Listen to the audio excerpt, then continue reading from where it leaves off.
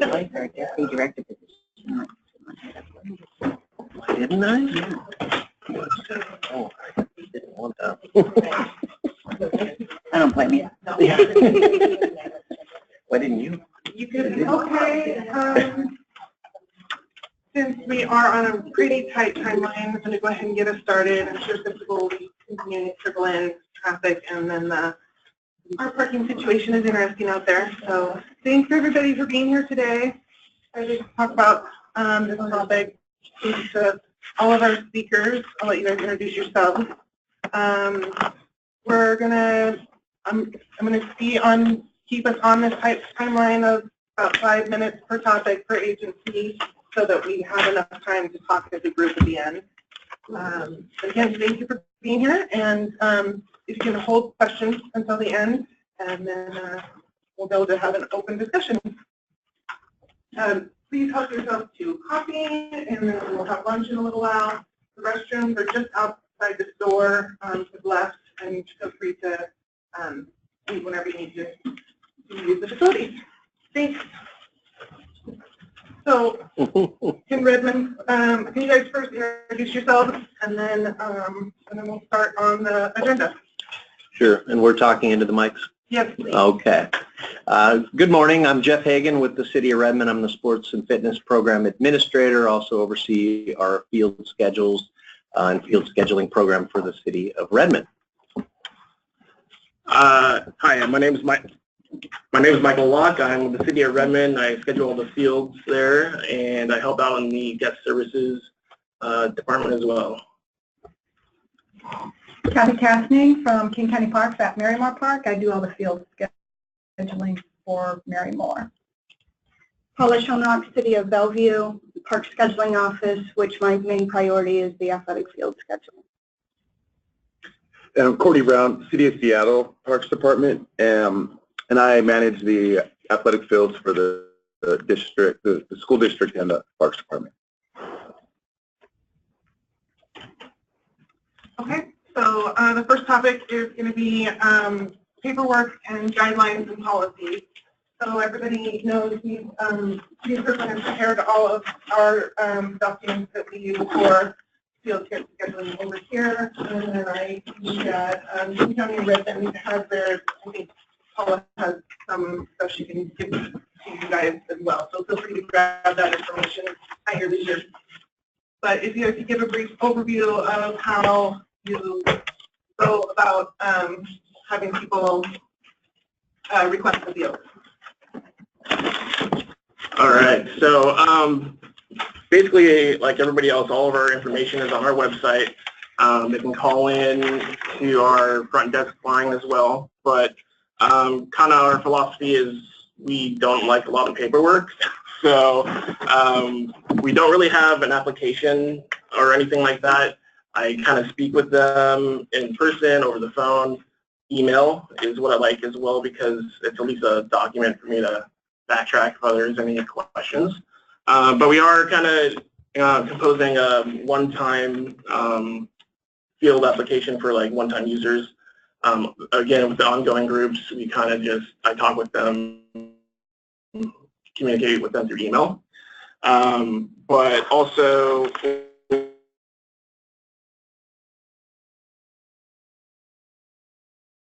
or like the some rules that definitely needed to be on there. Obviously, no seeds, gum, and all that kind of stuff. But it's all the basic things that everybody else has, and then also our rain outline is on there as well and everything. We're very fortunate in Redmond to have a lot of turf fields. I believe we have 7 turf fields, a couple of dirt grass baseball fields, but for the most part we're operating with turf. I know. Wow. Yeah, I know. Yeah. So, a lot of the uses we have are leagues that come in and offer programs. In addition to our own internal leagues that we run at the fields, we work with the little leagues, things like that as well. So we have some regular use groups that we're in contact with on a regular basis, so they're very familiar with the expectations of use of the facilities that we have. So also the kind of way we format the youth is by from like 3 to 7 is youth, and then 7 to 11 is going to be adult youth. Of course, we have, I don't think we're maybe unique other than other cities, is we have a Redmond rate versus a non-Redmond rate, and we kind of, prioritize towards that. Youth obviously is first.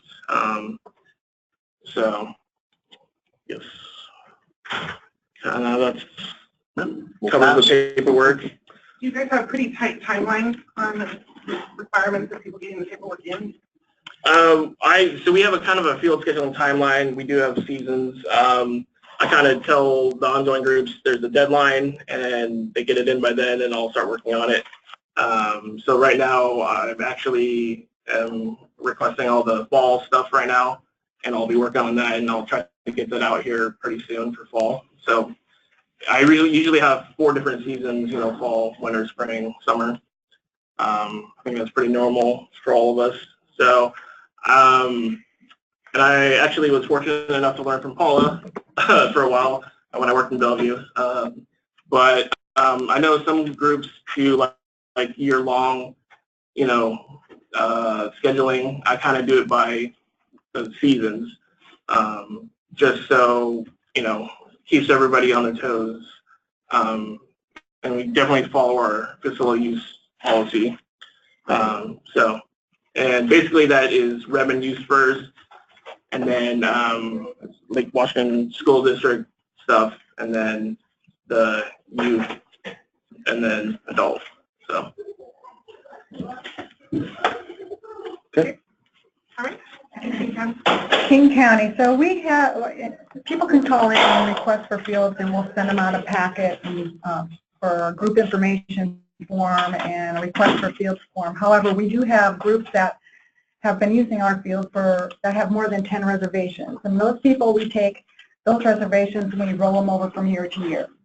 So we also have seasons, winter, spring, summer, fall. And so at in the end of December, I send out a packet to all our regular user groups. And then they have until the end of January to get back to me with their changes and their deposits.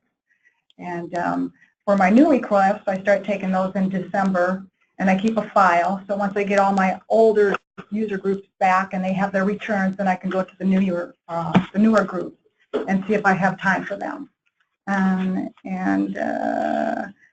Baseball seems to come back a little later in the season. They don't come back to me in January. They come back more like end of February, mid-March, because that's when they get their schedule. And is it an online form or actual paper form? It's an actual paper form, or I can send it by email also right now. We don't have an online form.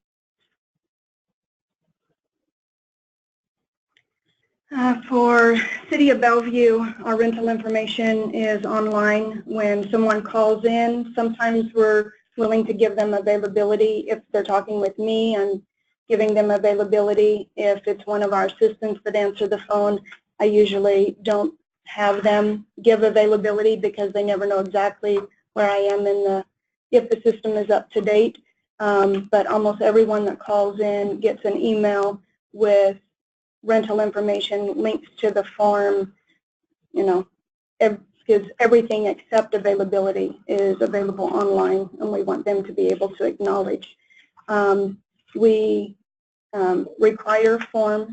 They are on the website, but it's not a web form currently. It's one that they need to fill out. If they are a returning client, then they have what we call a client ID number that they can use in lieu of signature and be able to keep everything electronic.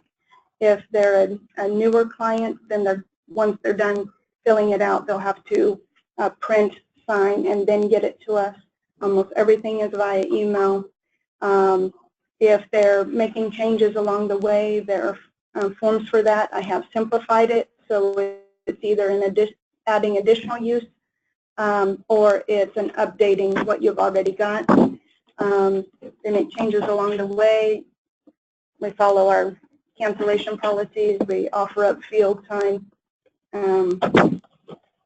Right now we have kind of 4 seasons but it's not working real well, so I'm working on kind of figuring out what kind of deadlines and for what months, because at one point I was basically having a deadline come up for one group or one season like all the time, and I couldn't get anything done. But so now I've got like all the groups submitting for the same month at the same time, but at the same time their seasons aren't matching up with mine, and their seasons don't match up with one another. Adult soccer has a lot different seasons than youth baseball, for example.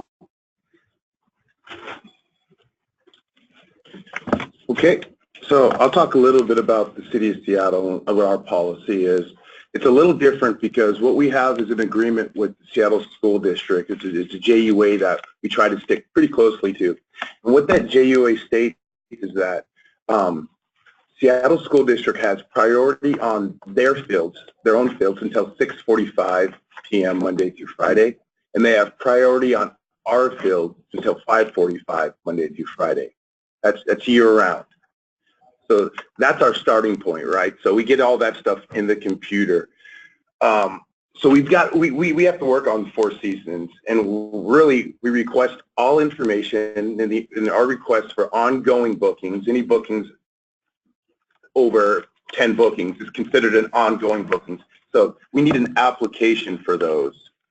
So we won't do anything unless we get that application, and that application is due 4 to 5 months prior, depending on where our dates. And we state where our due dates. It's like May 1st, September 1st, November 1st, and like January 1st. So, you know, if you want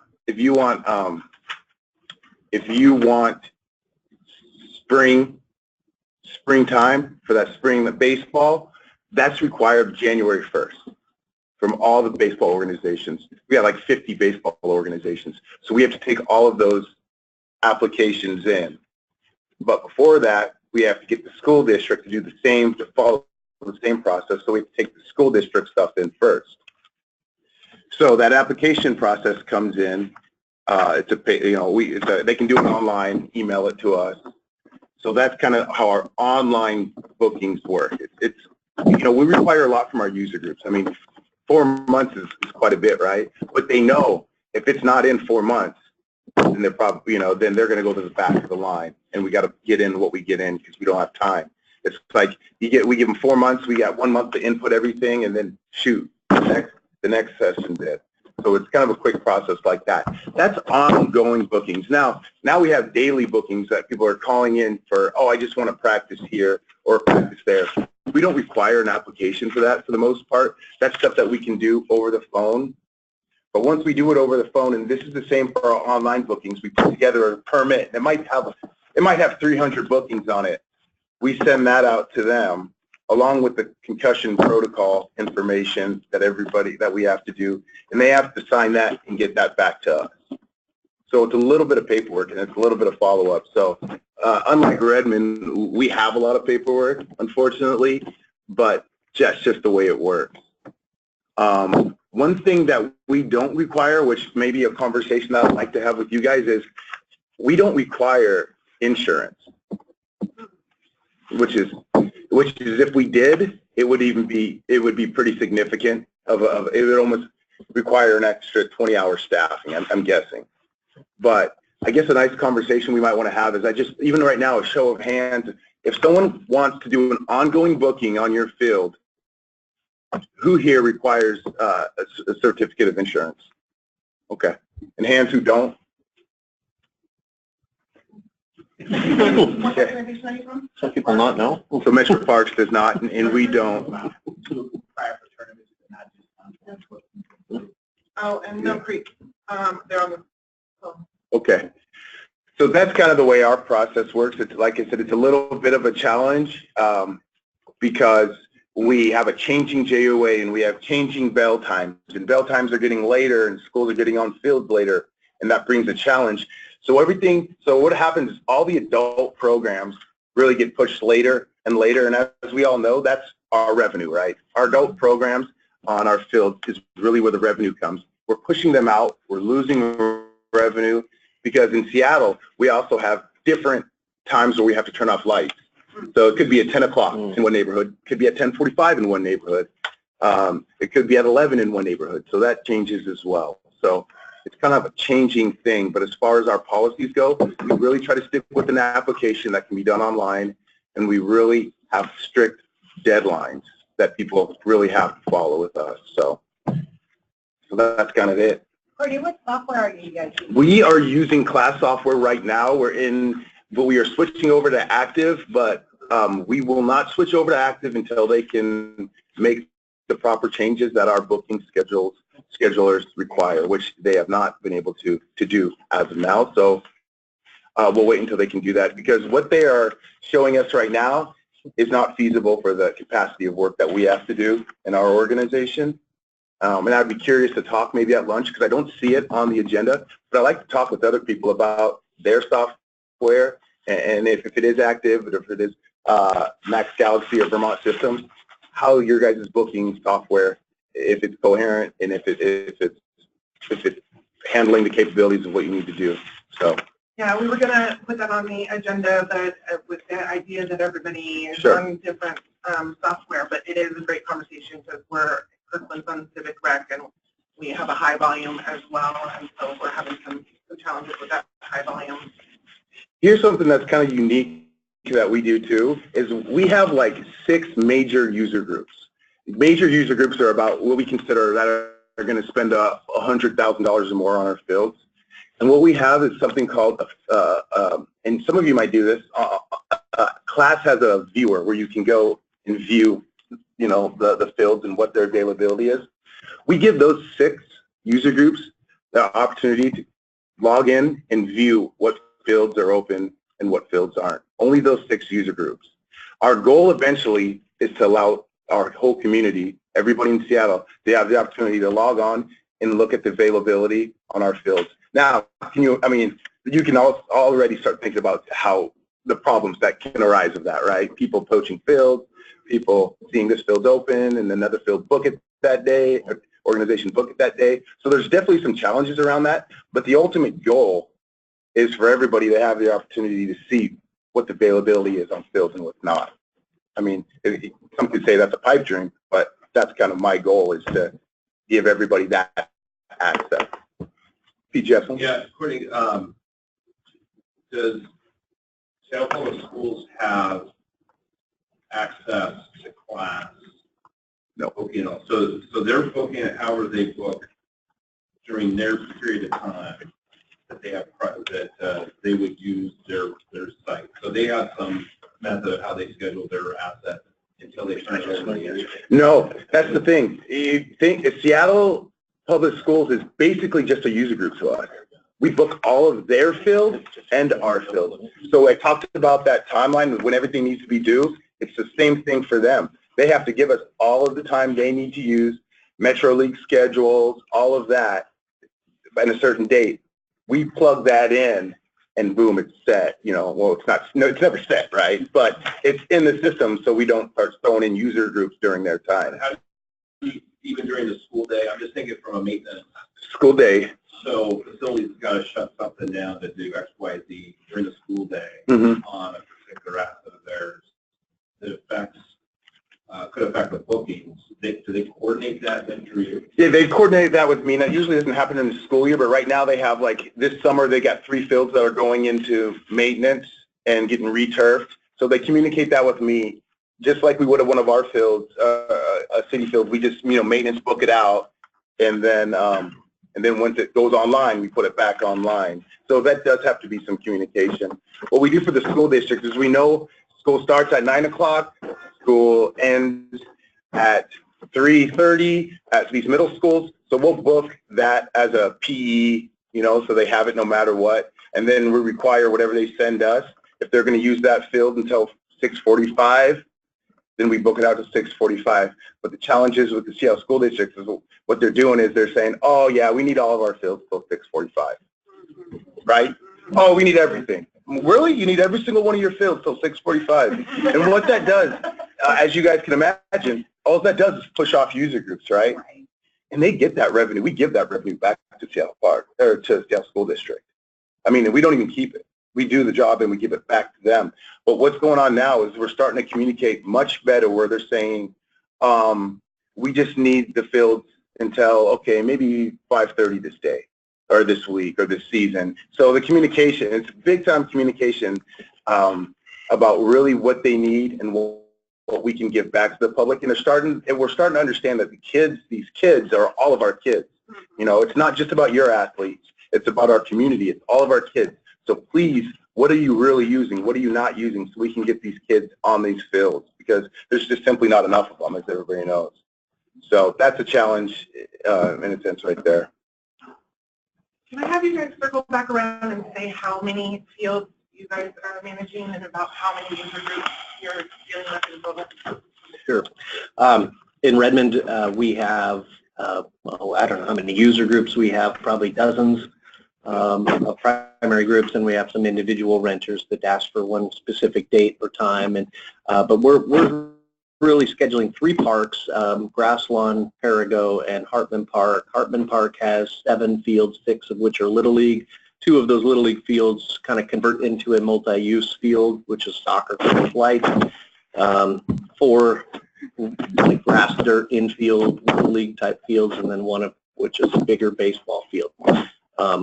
Grasslawn Park has 3 fields. 1 is baseball, or I'm sorry, 1 is softball, 1 is soccer, and 1 is multi-use for either or. And then Perigo Park has 2 fields, which we're getting returfed this summer, and they will be usable for softball, soccer, or lacrosse on those 2 fields. And those are turf lights. So I only book Marymore Park, and I have about 72 groups. However, we have regional scheduling that takes care of all of our other King County parks. So I have 6 soccer fields that are turf. I have 6 baseball fields, 2 are turf, and I have probably 14 grass fields that are soccer, and a cricket field.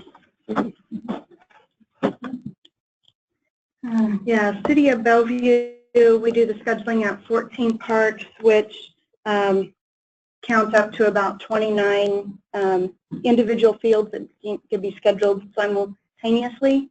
And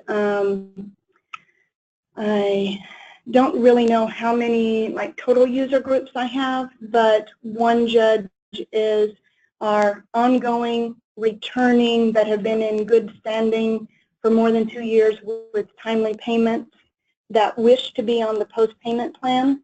I've got 40 groups in that category. Seattle Park, you know, I should know the answer to this, but I've only been to Seattle for about 6 months right now.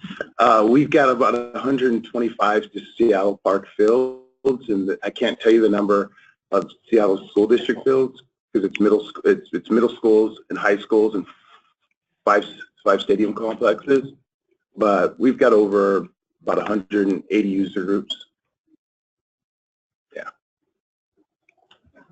So the next item on the agenda is the actual allocation process and how you guys determine the peer groups of who gets what fields, and maybe some of those deadlines you have, and if you're stay strict with those deadlines, or if you have leniency because of politics.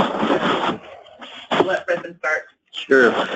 There's always leniency just because it's a challenge, and you know we're dealing with kids, and kids, if you shift the schedule, you tell them no, then it impacts your community. But so our overall, we have an interlocal agreement with Lake Washington School District in Redmond, so we share a lot of their gym time. They, in exchange, use a lot of our field time, picnic shelters, things like that. So that kind of helps us out, but also helps them out. Hartman Park is a really big place for school functions, as well as our other parks. We have our programs come first at our own facilities. Theirs come first at their facility. So, and then after that, we're looking at youth groups. There's one, or actually 2 youth groups. The 2 little leagues in our community that have kind of priority up at Hartman Park ahead of any additional users. So we make sure their needs are met.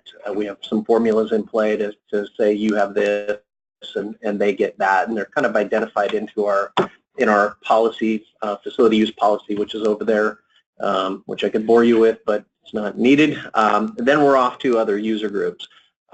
Like Michael said earlier, the time before 7 o'clock generally is going to be youth programming, and then the times after 7 o'clock goes toward adult programming. So we do kind of change the focus later in the evening. And we're dealing with lots of different adult soccer groups, and our own leagues are pretty robust. So we have a lot of those scheduled in our own facilities. And then we have a lot of one-time users. So that's kind of the hierarchy of how we decide who gets access. Do you have an actual meeting with your user groups, or you just deal with the applications on your own and then talk to them individually? Sure. Just at one of our facilities, the Hartman Park facility, which we kind of negotiate the two little leagues that are there, along with the select baseball groups that are there. For that particular facility, we do sit down a couple of times throughout the season to check in how things are going, how it will be scheduled. We also meet with both leagues to kind of schmooze over the schedule, make sure everybody's happy or has what they need based on their enrollment. But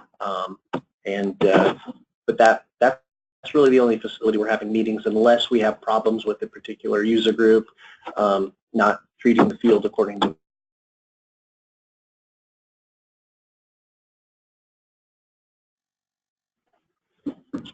So our groups that have 10 or more reservations, they get rolled over from year to year and per season. And I send their new contracts out a month before their next season starts. They have a month to get back to me with all their changes. And once they return a field, that goes into the pot. They don't get that field next year. Somebody else has a chance to get that. So then I'm constantly working on returns and new field or requests for my regular user groups.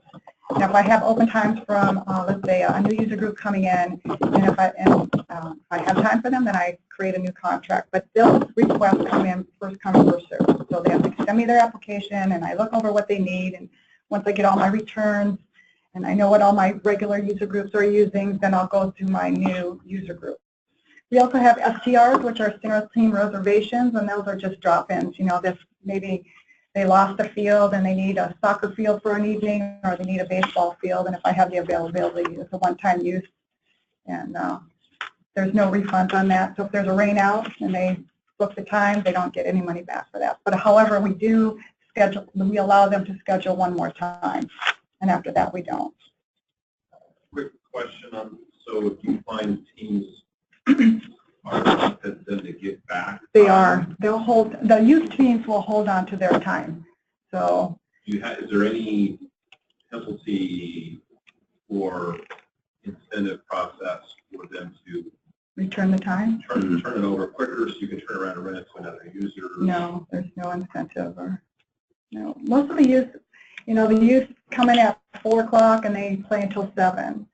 So, and soccer is really huge at Marymore, and I don't have, it's hard for a new youth group to come into Marymore. So they basically, if they have that time, they don't want to give it up. Now my adult groups, they won't hold on to that time because they don't want to have to pay for that slot. You know, if they're not going to be used, they're going to put it back in the pot. I've had a couple groups that folded, and I gave their time away to another group. Now if those groups decide to come back, they have to get in the back of the line. They don't get that time that they had last year if they gave me their whole contract back.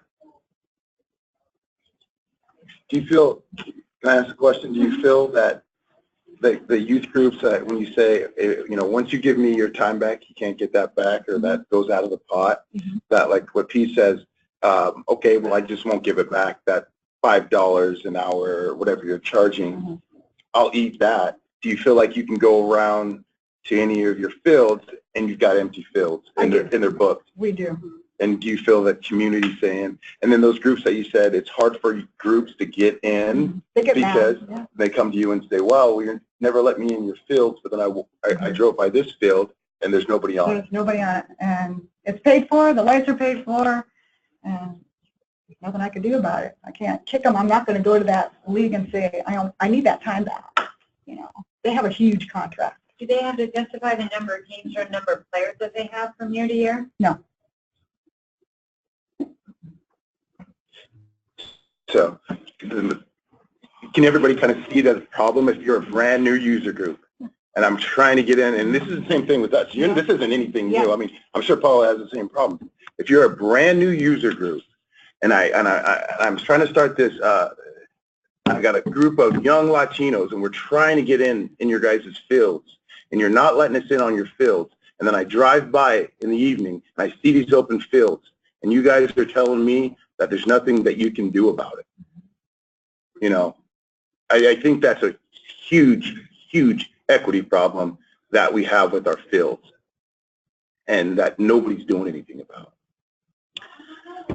Well, not nobody, yeah. I mean, we're trying to hear, right? And that's where the conversation is, but it's hard. It is. I think I've got the exact same problem. So how, you would have to have somebody monitoring the fields all the time. You know, who's going to stay out there and see if this team shows up at that time? That user group that wants to get on those fields, well. Yeah, but you can't always believe those user groups, though. You Sure, know. no, I understand. I was gonna mention, I'm guessing a lot of cities are in the same boat, that most of their park operations type staff members work in morning schedule and are off at about 3 or 4 o'clock in the afternoon. And there isn't people there in the evening to see whether this group showed up or that group showed up, or whether a group followed the rules of the park. We've had that similar struggle in Redmond, although we don't have a really low youth rate.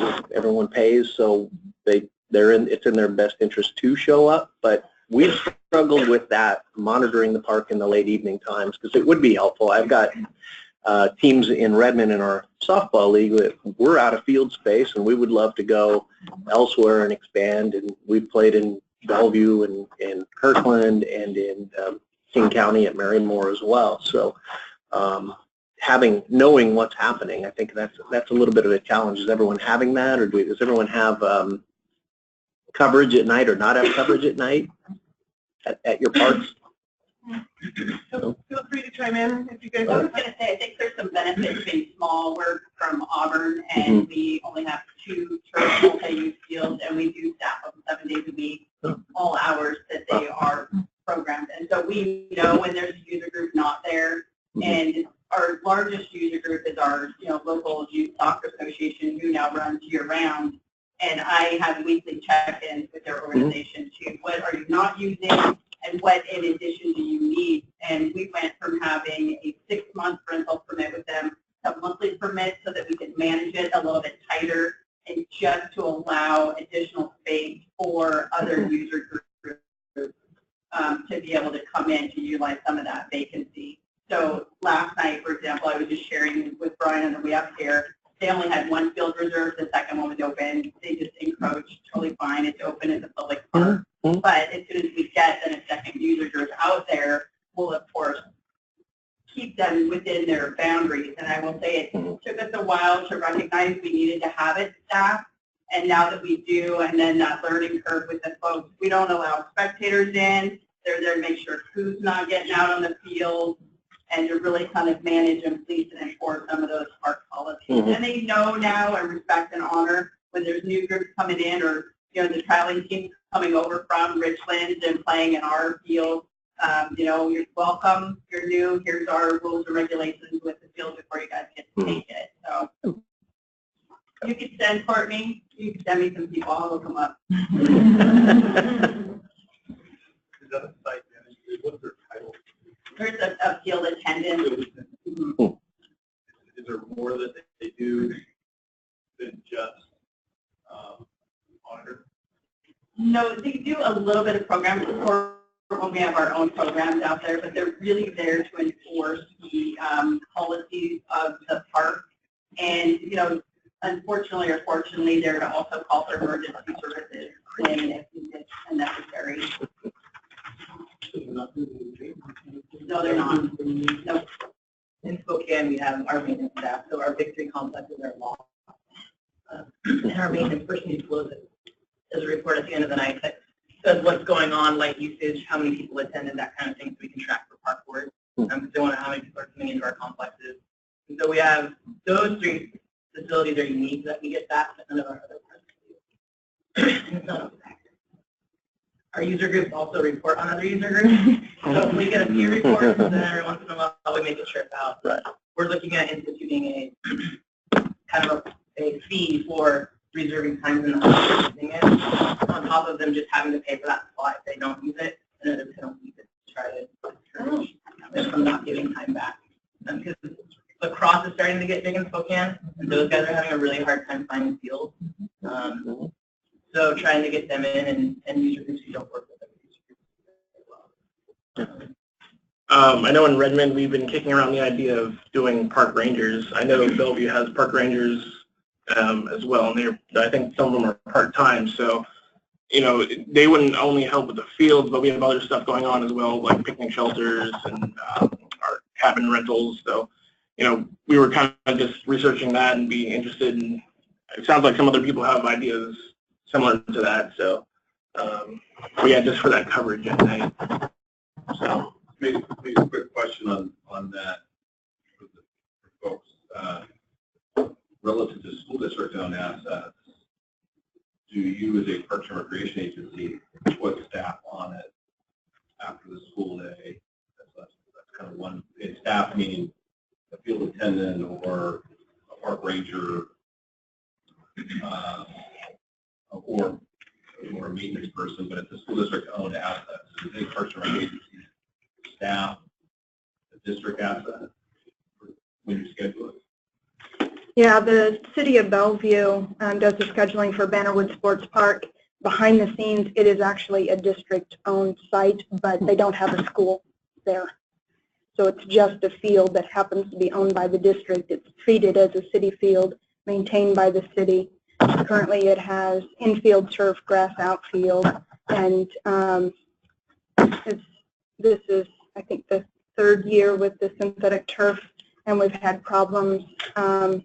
We've already been working with the user groups as far as lights, getting them turned on and off when it's not in, turned off when they're not in use.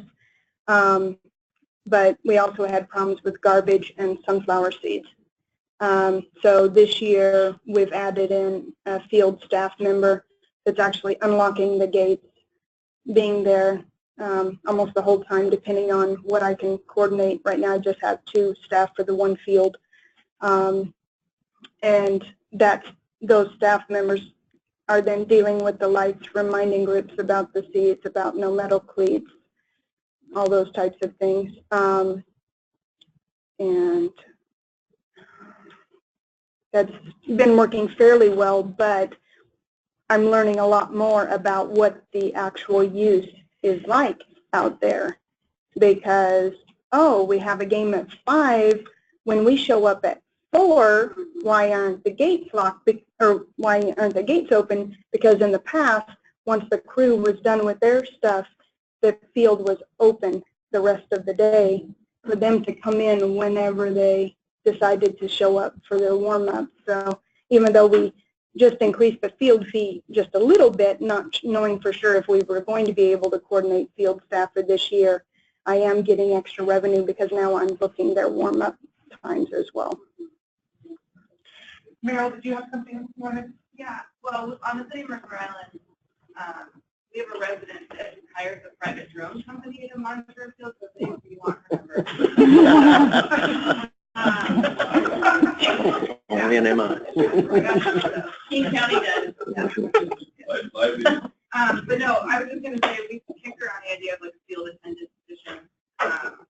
We would want that to be a primarily maintenance position, but somebody that could access, our scheduling software as well, that had some policy knowledge, customer service knowledge.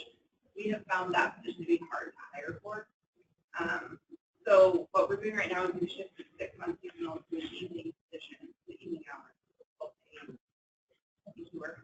And again, we've just sort of, out of the pool of our seasonal candidates, tried to hire some to feel this is really difficult and would also pick up trash and know the light codes and that kind of thing too. So I think that's been helpful so far this year. Unfortunately, like most of you, we use our seasonal in September. This doesn't really help you for the soccer football season, which will be our next challenge. But we just tried to shift our schedule a little bit. So maybe a follow-up on that real quick. For those who in those circumstances where you've got school district owned assets, maybe they were approved for partnership with the city or not. Have folks work through any potential labor or collective bargaining issues relative to maintenance? Who does what? Who's got facilities maintenance? Who's got grounds maintenance? Who has responsibility for access? Yeah, because a lot of times it's a school-based custodian, different collective bargaining agreement, and the grounds folks. That's all on the school district side. And if you introduce a city person, maybe they're a different collective bargaining unit. Has anybody dealt work through any of those nuances? Yeah.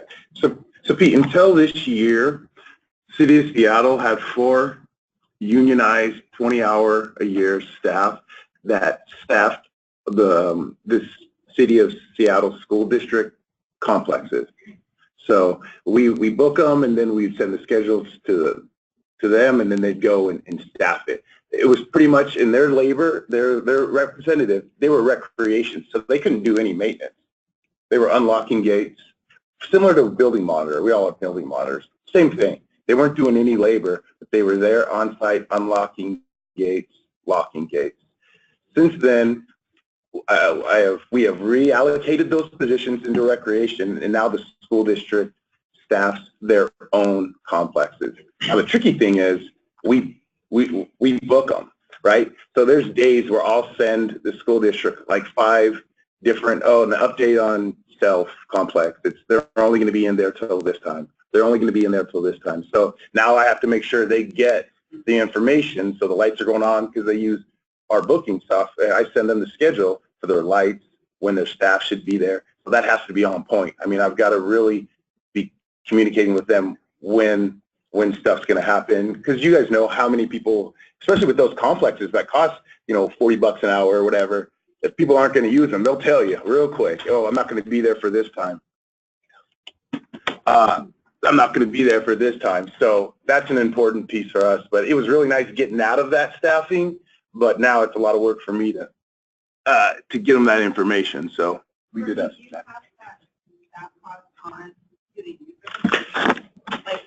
Sure.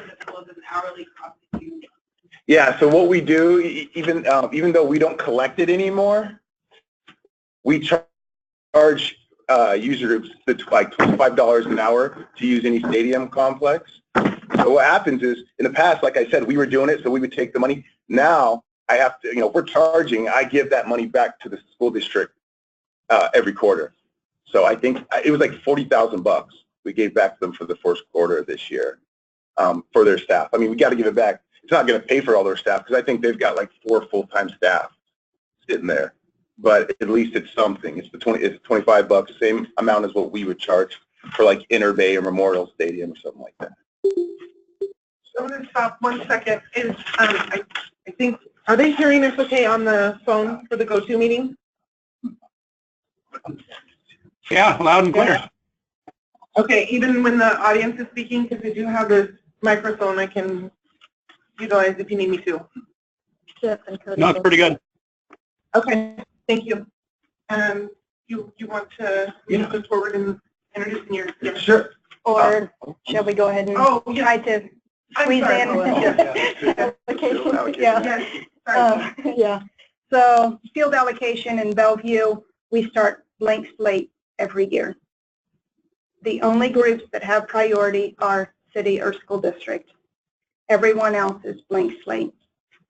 We have returning groups, but it's based on everyone who gets their request in on time is considered in the allocation.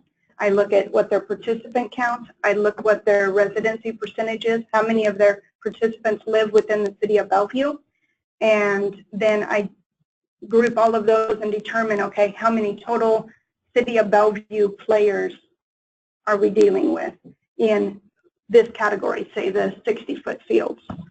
For the 80 and 90-foot fields, I've got lots of basically 1-2 team groups, and they're dealing with real low percentages. So I've got a higher number of groups with very little kids. And then the soccer programs, I'm dealing with 6 youth soccer clubs right now, and they range anywhere from 200 to 1,100 total participants. I determine field availability once I look at the city programs and the few school district programs. Now that I don't schedule, for the most part, I don't schedule school district fields anymore. Take a look at all the requests, look at the number of Bellevue residents, figure out, okay, what is each group's fair share of field time based on potentially this date range, or when a city program is starting kind of mid-season. On our synthetic turf soccer field, we're looking at school use after school until 5:30. We're looking at youth use for the 5:30 to 7 and the 7 to 8:30 time slots, and adults start at 8:30. That's almost the best case scenario. Every once in a while, I'll get some Fridays during part of the year where the adults can start as early as 7. Figure out what each group's fair share is, figure out the allocation, meaning which groups are going to get what fields, what days of the week, what time. I do look at their geography. Are they in the west side of Bellevue, east side of Bellevue? I look at what kind of field they need, what the dimensions are, try to look at the field quality. I'm not going to put a team that just practices on one that should almost be games only. I do look a little bit at historical, but not much, and that has caused a problem for some of my groups that have been around for 20 years, because I've got new groups coming in, and they're coming in with good numbers. In some cases, it's a break-off group.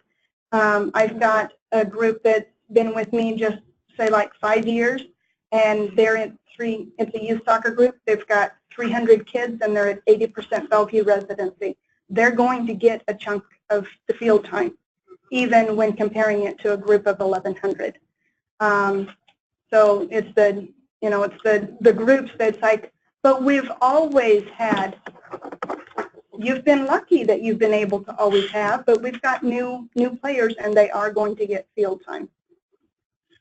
Well, can I ask a question? Mm-hmm. When you said residents, 80% of residents and so on, so I'm guessing that you ask for like rosters, or we start by asking just what their residency percentage is, and then depending on like the 80 and 90 groups, 80 and 90 foot groups, I've caught them lying before. So yes, we do have where we're asking those groups for rosters. It's the player's name and their home address, and as of right now, we still honor Bellevue School District residents that live outside the city of Bellevue, but it is based on the addresses of the participants, not whether or not their parents work in Bellevue or where the field scheduler lives.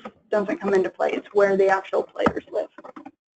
Are you doing all this on your own with paperwork spread out, or do you meet with your users?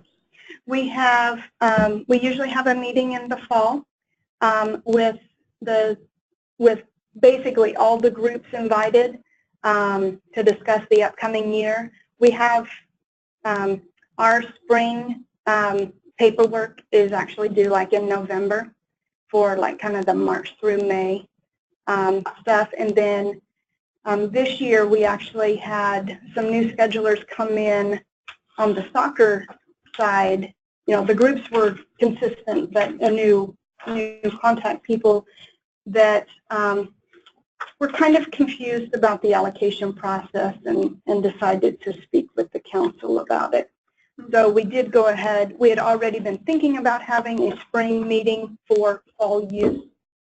So we did go ahead and have that as well. So we're looking at potentially having two meetings a year, one for the spring users and one for the fall users.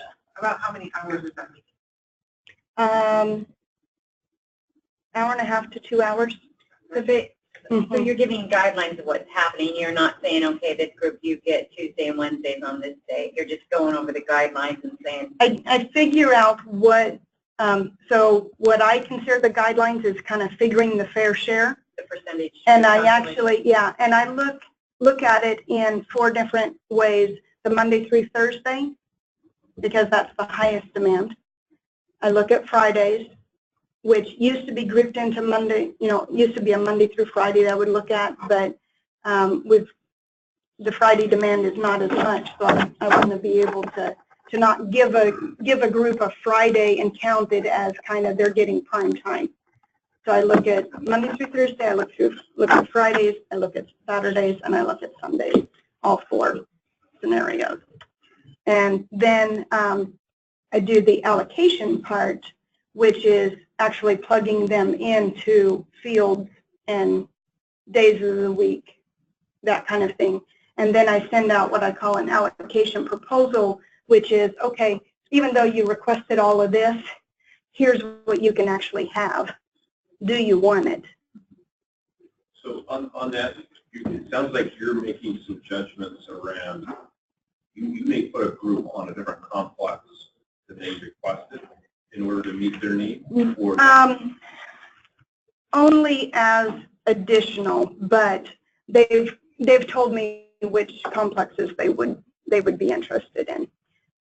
One of our downfalls in Bellevue is we don't have any big complexes. For soccer, our biggest complex has 2 fields. So is anyone making differentiation on age group, and then you're making some judgments around size of field and judgments around, I'm going to put that practice on grass, and they can share that space with another group because of the size or the age of the kids, and it's only practice only. Thereby, this synthetic turf field over here, which is full field, we're going to put a game on it. That's a higher priority for a game. I'm going to put this different user group over there. Are folks making those determinations, or simply they request X, Y, Z at this complex set of fields, and that's what you try to plug in?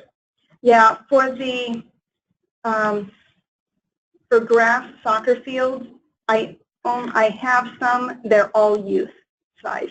I don't have any that are adult size. They also don't have lights. So between the grass and the lights, they're open July 1 to hopefully Thanksgiving only. So I don't have any grass soccer fields in the spring. They are telling me what base path they want to use. So I'm doing a separate allocation for the 60-foot versus the 70 versus the 80 versus the 90 versus the youth soccer versus the adult soccer, all of those factors coming into play. Let's see. Send out the allocation proposal, give them a timeline of when they need to get a reply back to me, and then go ahead and get them the confirmations based on what they've decided on from that list. And then they're submitting, sometimes from the get-go, a request for additional use because like, oh, but we wanted this much more just in case something else is open, or maybe we would take this other thing as well that we didn't really want, but we'll take it if we can get it. So theoretically, you make your allocation based on a projection of field conditions, right? How many hours? We assume they're open, yeah. So what if your weather didn't participate and your field conditions degrade? That's the amount of play on field. Do you have like so well, like the grass soccer fields, they get the fields, and we're assuming that they're going to be playable until Thanksgiving. But my crew warns me, a couple weeks ahead of time. Is like, we're going to need to close this. But I don't have any alternates. Everything in the allocation, everything was booked. So the only thing I have back is stuff that's been returned. And if I'm doing my job correctly, I'm offering that up to other groups. So the only time that's sitting actually vacant, not scheduled, is field time that's not really wanted by an alternate group.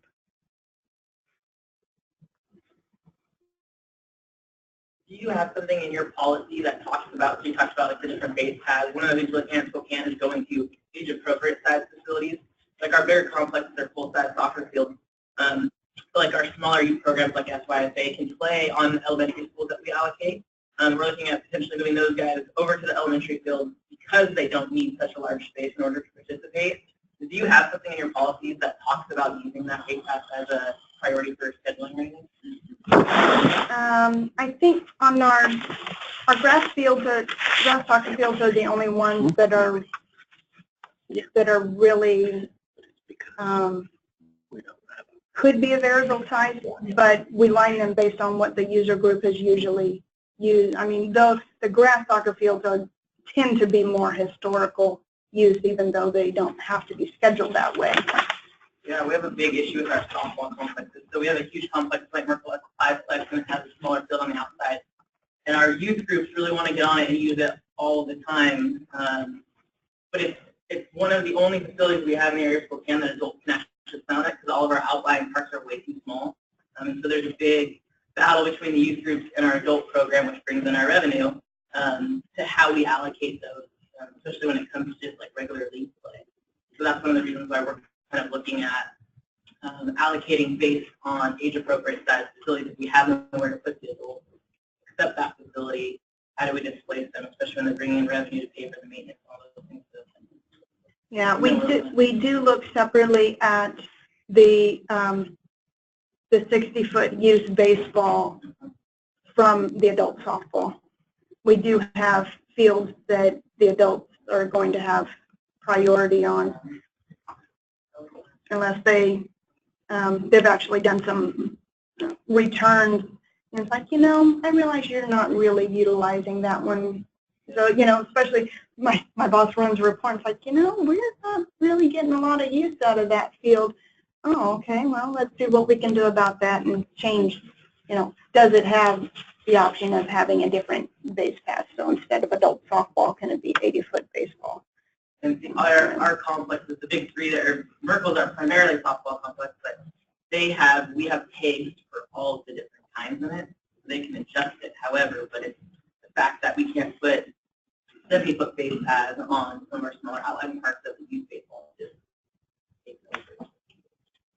It should be interesting to think about that.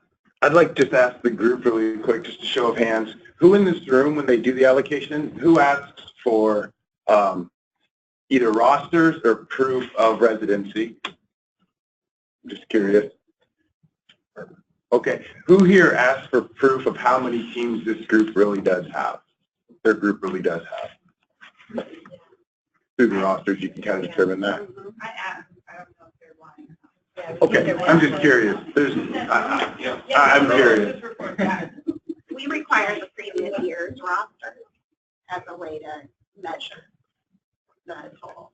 Okay, that's good.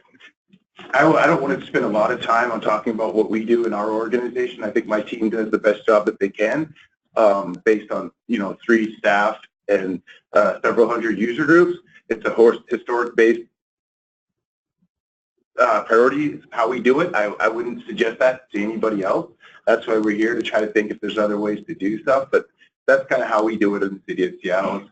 It's historic-based, kind of youth, adults, how much is somebody asking, what kind of new groups are coming in, who's the loudest, who's making the most noise. That's kind of how we do it, and it's, like I said, it's not something I'm going to suggest to any of you all, but that's what we're doing currently.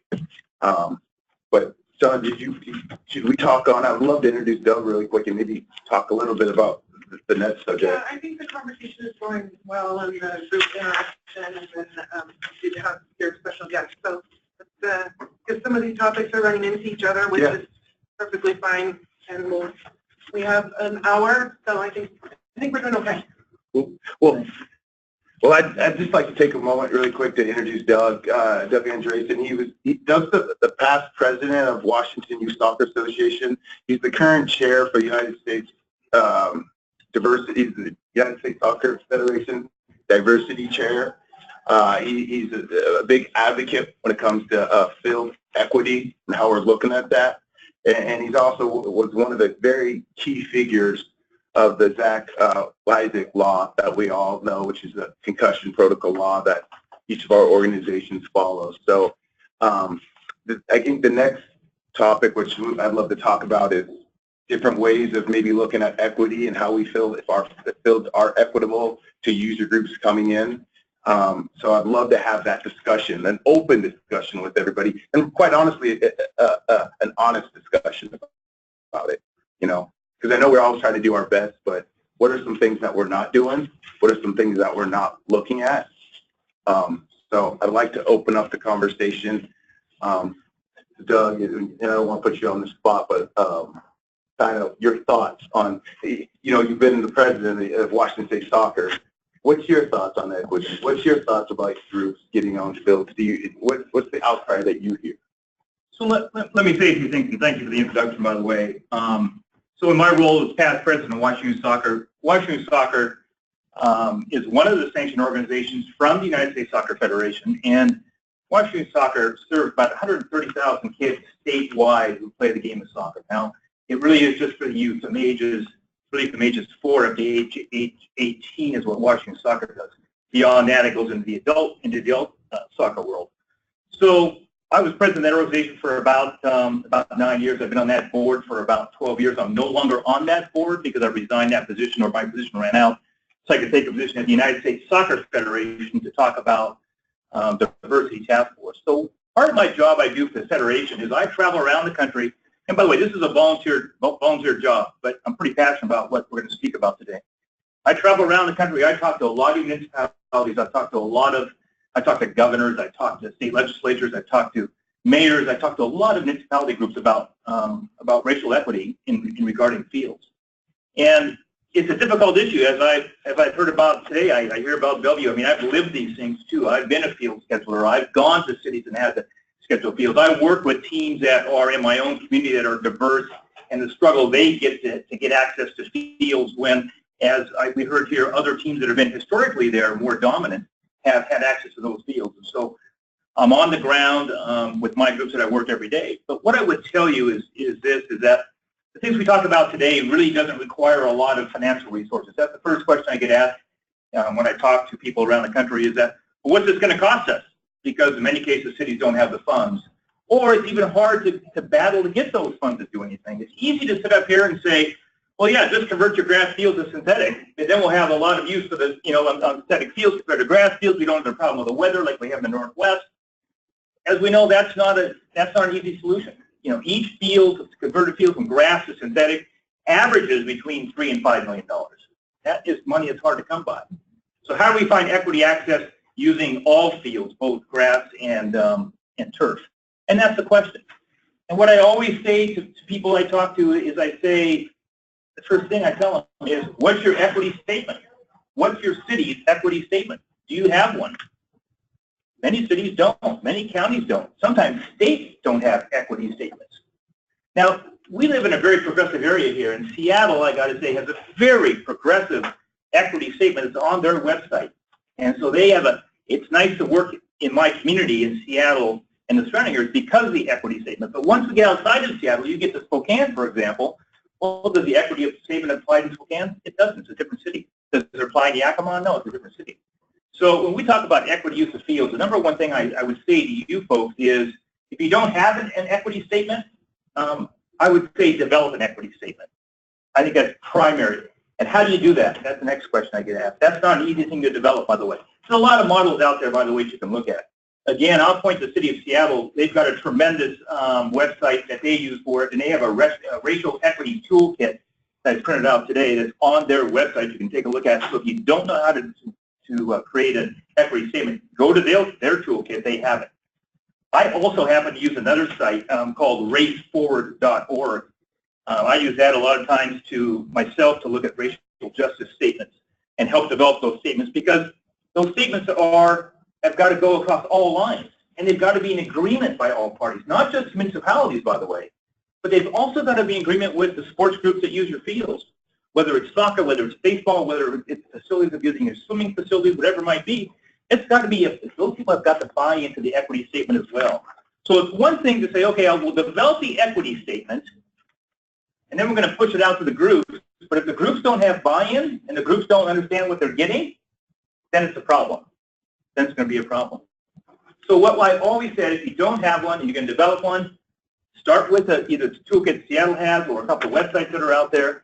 Develop that equity statement, and along the way, call in your sports groups and say, the city of Spokane, the city of Kirkland, the city is working on an equity statement. We want you to buy in because this is the way we're going to go for the future for the use of the fields.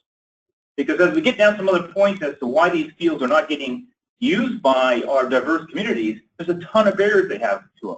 And one of them, and Courtney and I talked about this, is historical use. You know, I mean, that's a major barrier to many of these diverse groups that, you know, to go use these fields. They go to use the field in Kirkland or whatever city you're in, and, you know, Courtney might say, well, geez, the Seattle Youth Soccer has already got these fields reserved a year in advance, and they're paid a year in advance. They're paid a year in advance. So if you're a diverse group coming in going, geez, let me understand the system. So I think that's the important thing is the equity statement. And establish those goals early on. And by the way, it's going to be difficult. That is not easy. Not easy. I'm going to use some harsh words here today because that's what I have to use in my job with U.S. Soccer. And some of those words are things like, if you're from the diverse community and you go before a board of whatever, and those people are all Caucasian, what's that diverse community feel like? If you're Hispanic, you're Somalian, you're Russian, you're Ukrainian, whatever background these folks are, and they come before a board and they're Caucasian, all Caucasian, it sends a message to that community right off the bat. Again, that's an easy statement for me to make. I've tried to change boards that I've worked with my own community to make sure they're more racially diverse. And the simple answer, by the way, that we at U.S. Soccer says, and it goes across all brands, is we want the board to look like America. That's what we have. Just have the board look like America. That's what we say. And if you can achieve that, you're half the battle, you know, to get there for the equity stuff. So those are some early critical things that you know, we need to talk about. But also let's talk about the barriers. One of the major things I see in cities, municipalities, and private organizations, by the way, I mean, they're not immune either. And Washington Soccer, by the way, was as guilty as anybody was before I was president. We had Hispanic groups that would come and want to fill out our forms for our own registration and other information. We had no forms in Spanish. Zero. Here we're serving 130,000 kids in the state of Washington. Zero forms are in Spanish. But yet we would expect, in this case, the Spanish community to come and we'd print out these forms and say, well, fill out these forms. They'd look at the forms, and sometimes they could read them, sometimes they couldn't, sometimes they could understand them, sometimes they couldn't. But fill them out, bring them back to us, and then we'll get you in the league. And they're like, really? So what I say is if your forms are not already in Spanish, they should certainly be in Spanish. That's the easy one. The next question is, what is the other languages that these forms should be in? And I think you've got to look at your communities and say, what's our community made of? And you know what your demographics are in your community. You can go to the U.S. Census site, by the way, and find out what your demographics are for your community, and look at those and say, okay, our next language that we have to have might be Russian. You know, it might be Ukrainian. It might be French. There's many communities that I go to where they have huge Somalian populations, for example, or populations from West Africa, and the language they speak is French. You know, Somalian is composed of a lot of French. So you say, okay, it's French with languages. Well, yeah, it could be. So a big barrier that I come across is just the language barrier. As long as you understand what it is, it's in Spanish. They might give the impression that they think they do, but many of these folks, if they're certainly from the Hispanic countries, they won't tell you that. Absolutely not. They don't want to be embarrassed, right? They don't want to show the fact that I don't know what you're handing me entirely. But I'll take it home, by the way, and show my kids, because my kids certainly do understand it. And that's where we get a lot of the information comes back, because it goes to the kids and then it comes back, and then they start to understand it. But I've had a recent case in Oregon of a gentleman who went before the school board, asked for field use. They gave him the form, the allocation form. He signs it right there. Then he gets a bill 2 weeks later that was like $7,200 because he committed himself to that form, which said this is what the price of this fields. He had no clue what he was signing, as it turns out in the long-term discussion. He called soccer I got involved in. And the good story at the end of it, we got it worked out in the city. He had to pay something, by the way. It wasn't $7,200, but he had to pay something. But we got it worked out. But initially, it was such a shock. And I sat down with him and I said, let me show you the form that you just signed. I'll go through it with you one by one. And I read it to him one by one. And he's like, I had no idea what I was signing. I said, well, okay, but the person across the counter didn't know that, but you hadn't went ahead and signed it. Well, he was embarrassed about the English he knew, or what he wanted to let them know he did not know. So when we talk about barriers, language is a big deal in our communities. And, I see it a lot in the Seattle community. Seattle's got a pretty good sized Russian-Ukrainian community as well. And, it's equally as difficult as for the Russians and Ukrainians as it is anything else. So I think that's another thing, is to talk about, some of those barriers. A third part of the process for equity is collaboration with the community. So many times equity statements get created, or cities push out their pre-written statements to the community, and they're kind of taken by affront, whether it's historical users or whether it's the diverse users. So what I say is, by all means, educate and collaborate, because as I just heard here shortly, sometimes they don't like what has been done, so they go to the city councils, or they call the mayor, they call the city council people, and next thing you know, you've got a city councilman calling you, going, "Hey, so-and-so, talk to me. What's going on in your park department? What's going on here?" Well, we don't want to bring that political pressure to help solve the issue if we can help it. I mean, there's no question. Sometimes we have to do that, but many times we try to avoid that. It just doesn't make a lot of sense, and it doesn't make a lot of sense for everybody involved from that standpoint. So I think when you look at translating those documents, collaboration with the community, these are the very important things, the very basic things when we talk about equity use of fields. And as Courtney said, look at your historical usage as well. Typically what happens, we see a lot of times, is that, and I'll use Seattle Soccer because I know them very well, by the way. But I'll use Seattle Soccer. They've been reserving the fields in Seattle for, 50 years probably, Courtney? At least 50 years. So they come every year and they say, okay, we've reserved, put our money in for the use of the fields. We get the same fields we did last year. Yeah, they might have a few more teams that are asking for more fields. But they put down their money, done, it's reserved. Well, now the fields are taken. And many times in the diverse communities, by the way, and we can talk about any of the diverse communities, but we talk about the Hispanic community because it is the largest, certainly in our state and across this nation, is that they come from a land where if they look across the street and see a field not being used, nobody's on it, they go use that field. They just go use it. It doesn't work that way in America, right? If they see a field across, even though it's not being used, doesn't mean it's not reserved, it's not permitted by somebody else to use it. Maybe the other team hasn't arrived, maybe they just chose not to use it, whatever reason, they don't have access to the fields. Many times you'll see these diverse teams show up at your parks, show up at your schools, and start using fields, and all of a sudden you get a phone call and go like, hey, we saw a team out there. Who are these folks? Do they have a permit? No, they don't have a permit, because where they come from, they're not used to getting permits to use the field. So that permitting process becomes a real barrier for them. They have a hard time understanding what that means. So when you look at that historical usage, I always say, and I heard here early, that yeah, other groups now come in, whether it's lacrosse, by the way, or whether it's softball, or certainly soccer's my game, but other soccer entities now, we're seeing soccer communities getting so split up because of different entities are starting, and what happens is these diverse groups are starting their own soccer groups. They're choosing not to affiliate with, in this case, Washington Soccer, because they don't have to, and frankly they can't afford the fees that go with affiliating with Washington Soccer. And so there's a lot of benefit for them, if any benefit anymore, for them to benefit with the large groups, who, by the way, could be an advocate for them, should they choose to do so.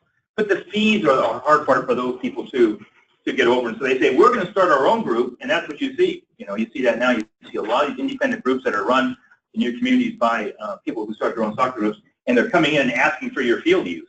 And so, that's certainly a concern. So another thing I ask is that when you look at fields, I always say, look at the demographics a half a mile, maybe a mile around your field or a community center. Many times I hear cities go, well, yeah, we've given our diverse community use of fields. Well, the fields might be across town. If we talk about Seattle, it might be in South Seattle where the teams come from, but the field they might get allocated is up in Ballard, for example, or up in Green Lake. While the geographic distance isn't much to us, it's a lot to the diverse community. For a community that doesn't have the transportation that we all have, how do they get to those fields? It becomes a major problem. So what we've always asked is, every soccer association, by the way, that I talk to, is they want the groups to play at those local fields for a lot of reasons, for security and for safety, and otherwise, and the kids don't have to transport all the way, in this case, let's say to North Seattle. You know, we're fine when the daylight savings time works for us here in Seattle, but when that doesn't, and these kids have to get on public transportation and take a bus or 2 buses to get up to a field in Ballard or Green Lake or maybe Shoreline, for example, and then come home, let's say at 9 o'clock at night, 2 bus transfers, it's dark, it's raining out night, safety becomes a concern, as does the child getting home on time, and their parents have a concern as well. So what I say is, when you have your complexes, look at what you have around it from a demographic, and that will tell you, what your demographics are for the community. So I think that's really important, because we have so many diverse communities that can't use the fields because of historical use in their own neighborhoods, and I think that's key. I would also say, develop an advisory board with your community. It doesn't have to be all soccer, obviously, but I would get your sports groups and develop an advisory board. Talk about use of athletic facilities, whether it be fields or whether it be gymnasiums or whether it be swimming pools. But put together a community advisory board. This is going to help you down the road, so that when you do have problems come up, you can bring your advisory board back in and say, we talked about this, or this is an issue we have to address. I think it's really important to have an advisory board, and many groups I know don't have the board. And I would have to say, get the right people on the advisory board. That's really key. You got to get the community leaders on that advisory board. And many times in a diverse community, the community leader is not who you think it is. You might think it's this person because he is president of the soccer league. He's probably not the leader in the community. It might be a local pastor or priest at the church is a leader of this community, for example. It could be an individual, in some cases in Seattle, who owns businesses that I know of, but he is a leader of a certain community, but he's not involved in soccer, but the community goes to him to get answers, to get help with city issues. But he's not a soccer guy in this case. But he's looked at and respected by the community. So I would say, when you develop your advisory board, look around, talk to people, and ask them who's a leader of the community. Many times it's not who you think it is, and I think that's very, very critical. I would say also that the territorial use, what I call territorial use of the fields, I think is really difficult. And I understand the thing with grass fields. Boy, I get it. I by the way, I coach soccer as well, and I'm from the Seattle area, so I get the use when our fields get inundated with water and everything else, and we can't use our grass fields. But I think at the same time that we've got to say, what's the best use, of these fields, and when you shut them down, which by the way, I think every sports community gets the fact that we get a lot of rain, that the field's going to be shut down. I mean, the people I talk to in our state, Washington State, understand we get rain for 5 or 6 days. That field's not going to be operated on from a grass perspective. But nonetheless, you got to look at the historical perspective again. Now, I applaud you from Spokane to look at the school fields, as well. I talked to a lot of school municipalities and go, can we shift some of these games from city fields over to school fields? Is that a possibility? As we know, most schools have fields in their community. And the sports community will accept that, by the way. This is what they want, is they just want fields to play.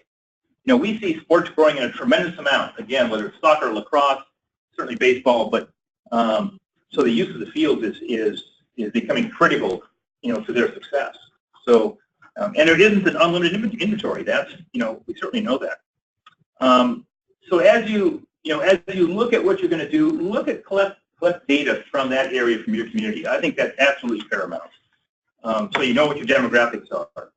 And I think that way you don't win something blind and say, well, we're doing some field allocation, but we don't know what our demographics are. I think that's absolutely key. 1 minute. So let me finish up. I would say, I would challenge you with these initiatives then. And I would say, develop an equity statement would be your number one thing that I would put on the list. And I would say, look at your historical use. Look at finding ways to get the diverse community involved, because they want to be involved. They want to use the fields. So with that, I'm open for questions. If you have any questions or comments, I'd love to have an exchange with you on some of those things. You let me know. I hope some of these ideas made sense to you as we talk about them.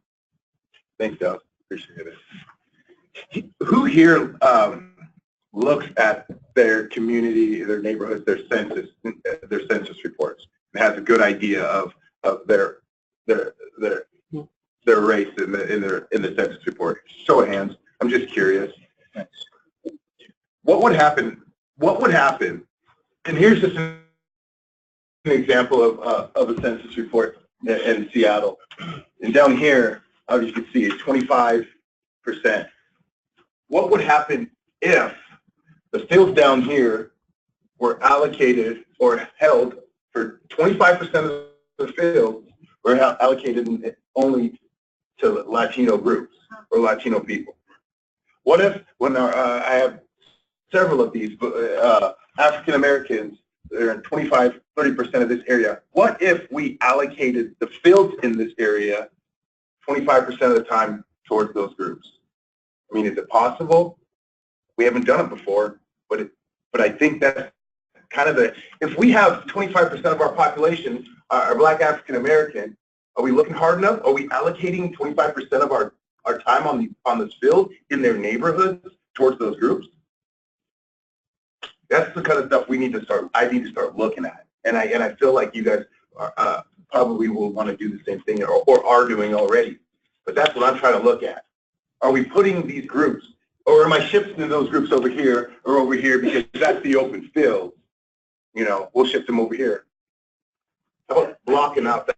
Go ahead. An important piece of that is the maintenance of those fields in those areas. Mm-hmm. You know, like Ballard and Green Lake shouldn't get all the turf and all the, you know, and I'm not saying that's how it's done. I really like, I used to live in South Seattle, and the field I lived on was heavily used by minority groups, but it was also very not maintained to maybe the point of some other fields. Mm-hmm. So I think it's great to keep people in their community, but it has to be equitable.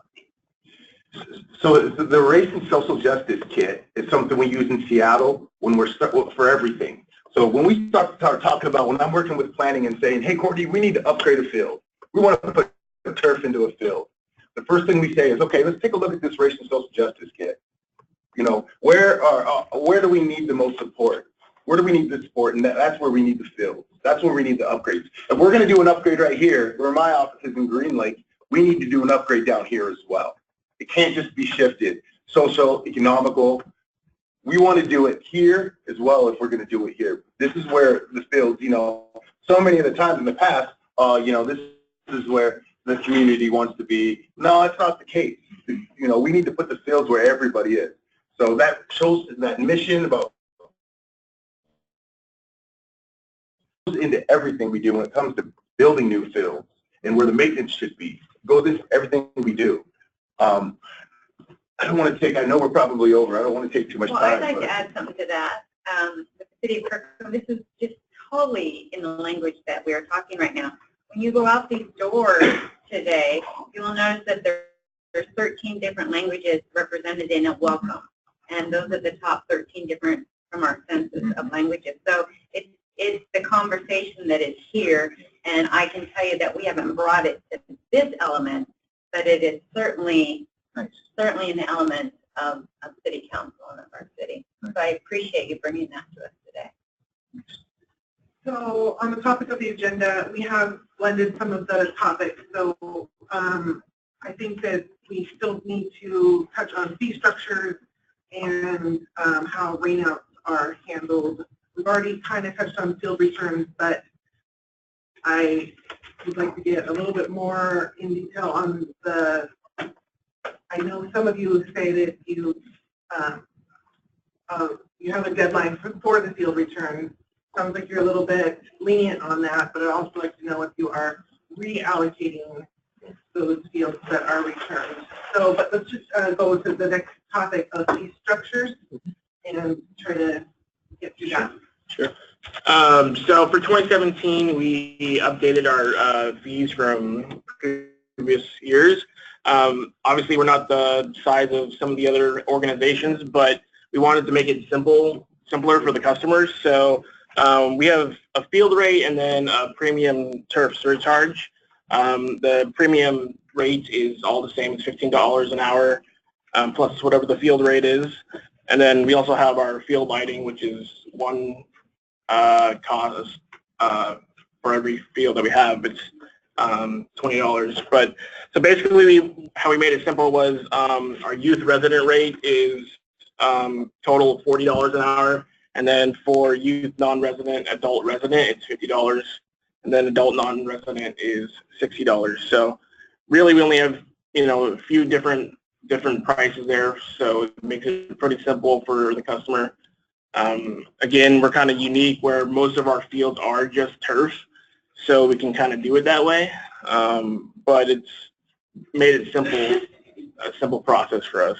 So our premium rate as well goes toward the replacement of the turf fields. So they have a lifespan of about 12 years or so.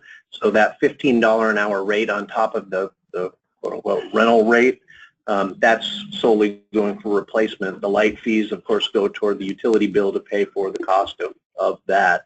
I'll also add, I heard the word earlier, poaching. It's not my favorite word. Our fields are not lock and key. They're wide open for public use, so anybody can go on to our fields and go play, with the exception of one of our baseball fields, which we keep a little more patrolled. And although you can kick the gate in, that's the only one at Hartman Park that is lock and key. So everything else is wide open, even turf. So we have fees for drop-ins and for people that have less than 10 reservations. So if they're going for a grass field, it's going to be $30 an hour. Now, if that grass field happens to be an adult coming in wanting a baseball game, we'll charge a $45 an hour per field, just because that's getting lined and prepped. As far as turf goes, everybody pays the same fee for our turf. It's $60 an hour. We do have an off-peak hours, which is 9 a.m. to 3 p.m. Monday through Friday, and it's $30 an hour, and that's for adults and youth. Okay, that was 30. 30. Our light fee, if you need lights, it's an extra $23 per hour that we charge.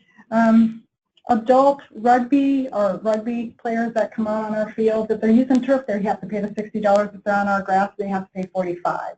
Our cricket league, and we have a cricket field, they pay $40 an hour for the grass.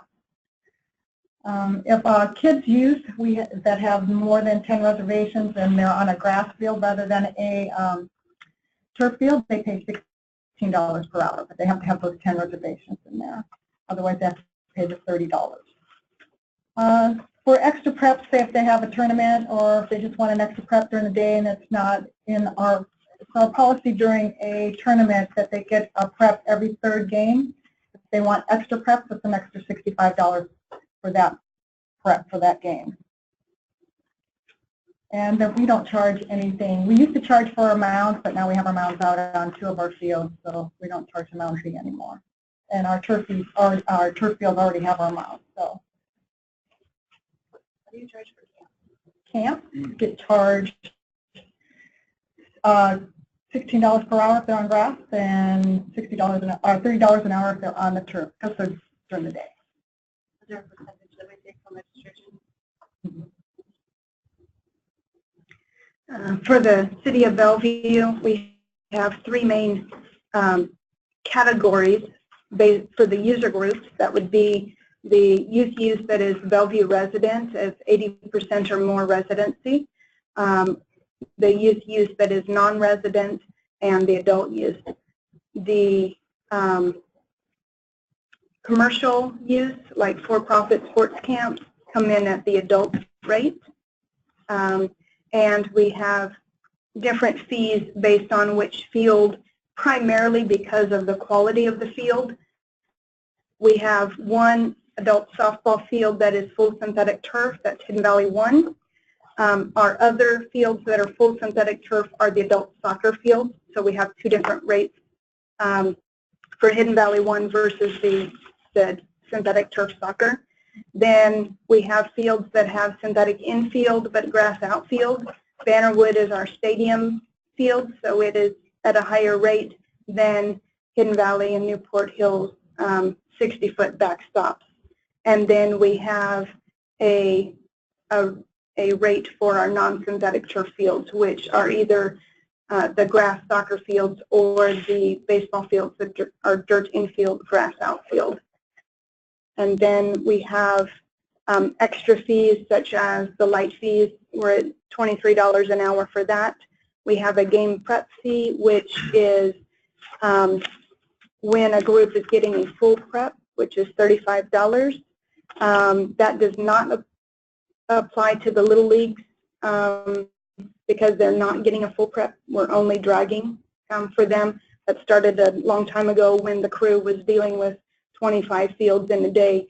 They just couldn't do it. And our crew basically just preps in the morning, or one time per day anyway. So the little leagues with 4 games, they were refreshing already. And then cancellation fees vary based on the amount of notice. A rescheduling fee is also possible. For the for cancellations, once I send out their rental confirmation, the very first one, we call it initial. If they return times within 2 weeks of getting that, then they actually get full credit for it. But if they, once that 2-week deadline passes, if they're giving us at least 10 working days notice, then it's $5 per reservation that they're canceling. If they're giving us 5 to 9 working days notice, we keep 50%. If they're giving us less, then they don't get any of the field fees back, although we are very lenient on the light fees as long as we can adjust the programming.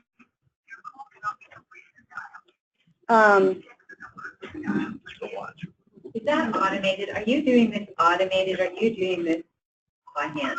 The light? All the returns and all your watch. We have software, but we are clicking individual lines of reservations in order to cancel them. We can use filters to, narrow down the screen on what it is. Sorry. Yeah.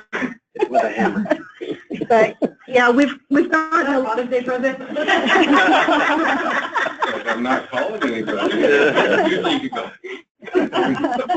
Okay, my kids got me mine. I don't know how to operate.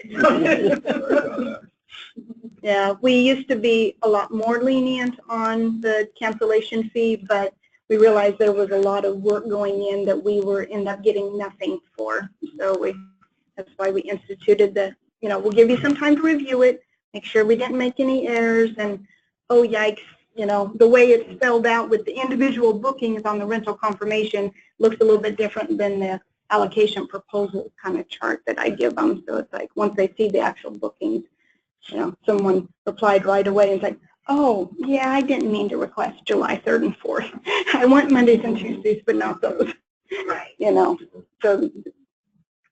Thank you. Mm-hmm. So as far as fees in Seattle, we're actually changing our fees starting July 1st to simplify and increase. Simplify in the fact that, okay, youth fees, adult fees, instead of saying, oh, a game, on synthetic field, oh, are you having a game or a practice, and charging different?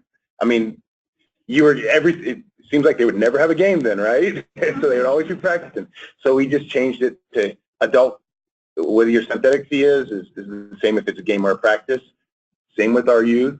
Now we have different fees for private organizations, and different fees for camps, but we really are going to we've simplified and we've increased the pricing, and you can find all that on our website. It's fairly simple, but I feel like the pricing increase was well overdue. I mean, we've gone 8 years without a price increase, and now we're bumping it up like 20%, right? So the user groups weren't super excited about that, but similar to you, what you said in Redmond, we're gonna put the money towards the fields, right? So we got to show some proof too. Now they're asking, okay, all this money we're paying, what are you doing to our fields?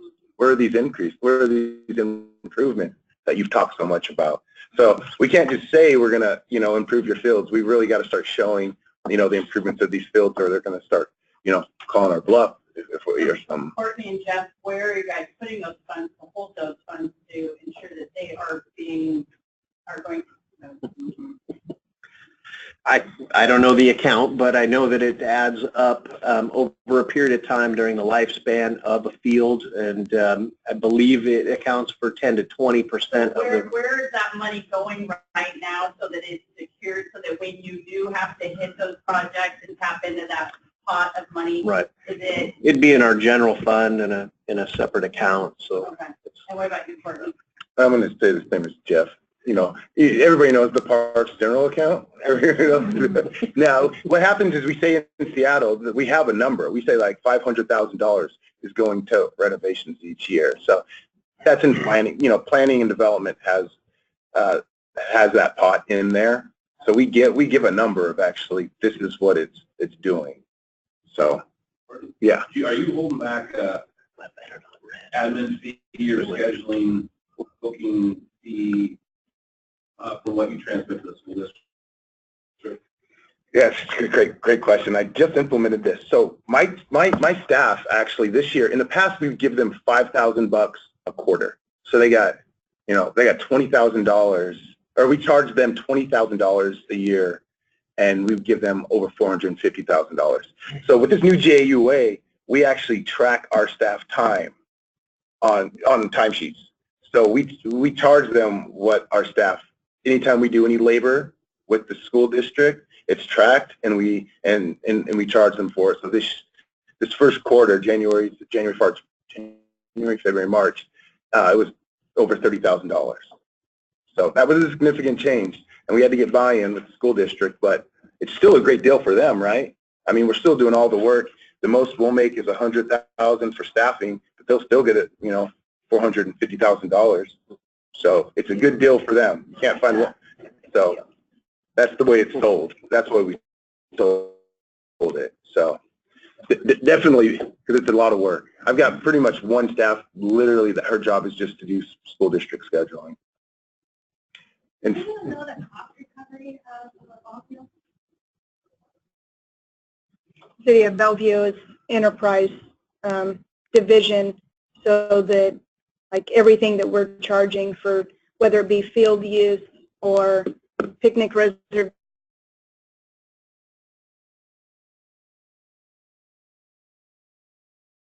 or prize fund, and the idea is it's paying for everything. And something that's kind of unique potentially to Bellevue is that my office is completely separate from the maintenance crew. Different supervisors, even different assistant directors, different, and they are not, they're part of, the maintenance crew is part of the general fund, so our enterprise division is actually giving them annual payments to counterbalance the maintenance that they do on the, like the athletic fields. Golf course, aquatics, tennis, picnic reservations, some indoor facilities, and athletic field rentals. So do you know a percentage? Are you just cost recovering? Or are you above and beyond? Are you 110, 120, 150? It's a set dollar amount, not specifically, or the amount that we give maintenance is not set specifically on, okay, how much time did you spend on ball fields per se.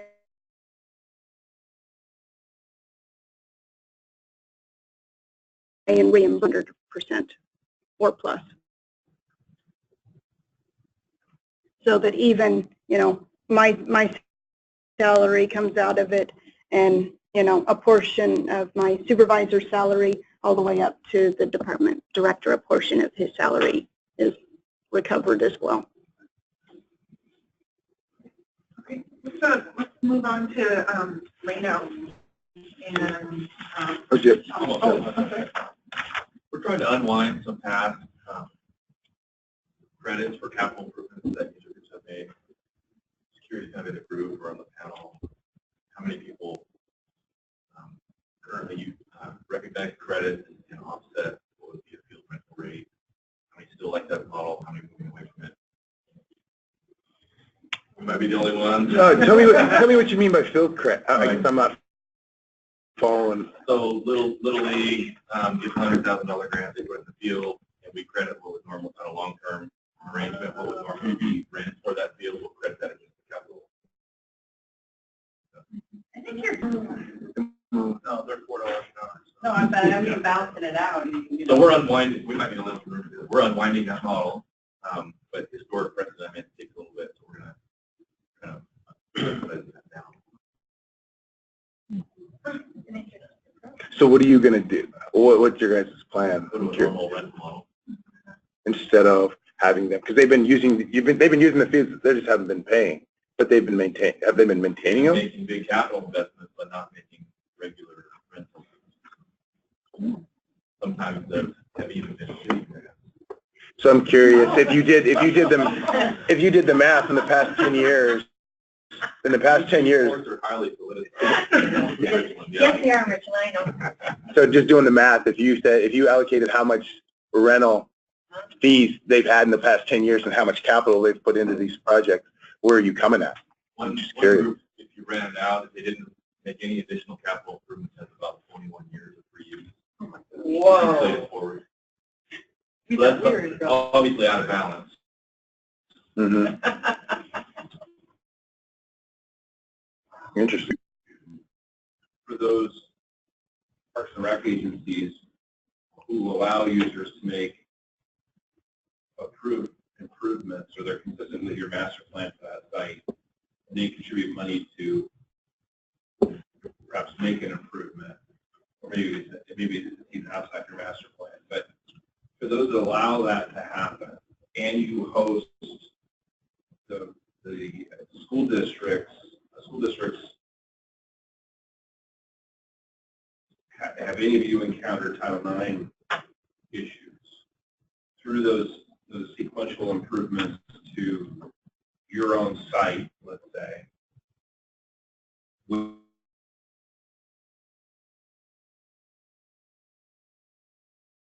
Where softball field with a girls play, and that softball field may or may not be yours.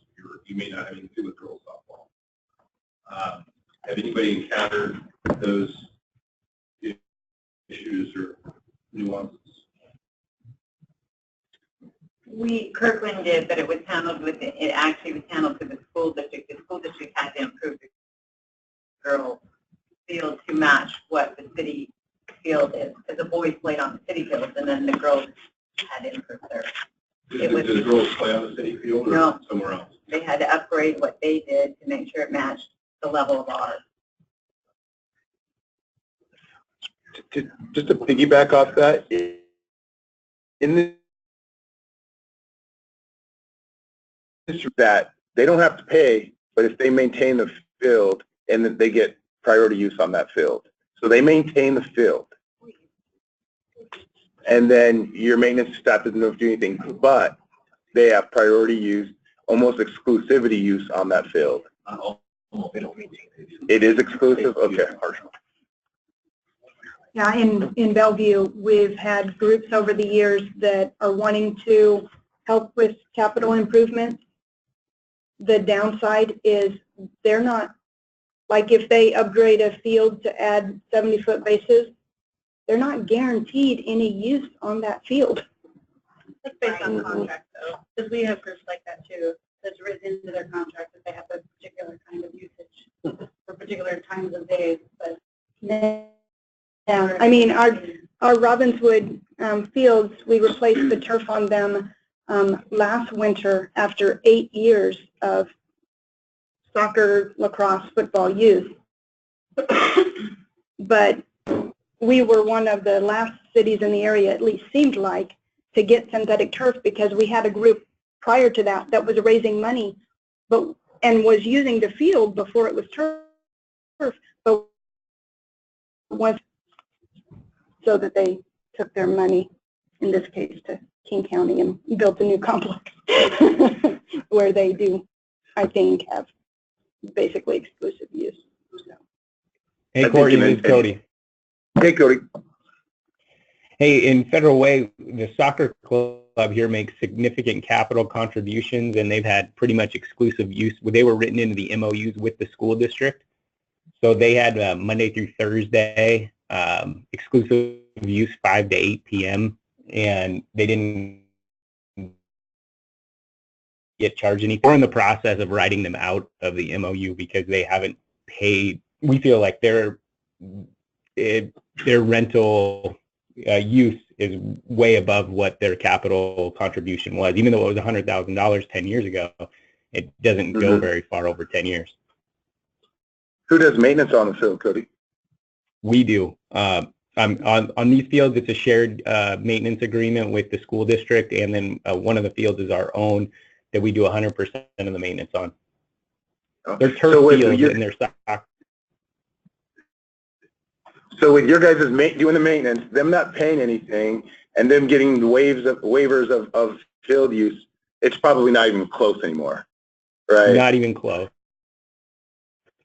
Yeah, so we're in the process of working with the school district to redo all of our MOUs and maintenance MOUs, and then we're going to come up with some sort of rental agreement going forward with them.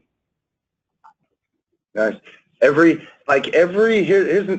couple months, I have a private school come to me and say, "Hey, Courtney, we use this field owned by the school city all the time. We're willing to give you $1 million if to upgrade this field. We just need some priority use on it." I get that. I'm not joking.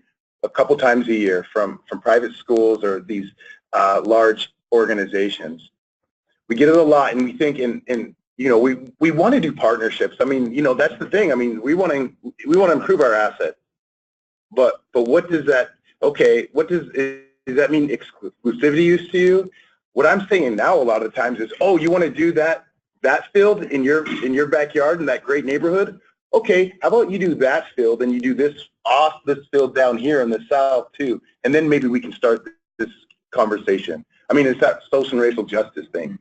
I mean, anybody can put great fields on these great private school neighborhoods and get exclusive use. What are you going to do for these other? What about these other places?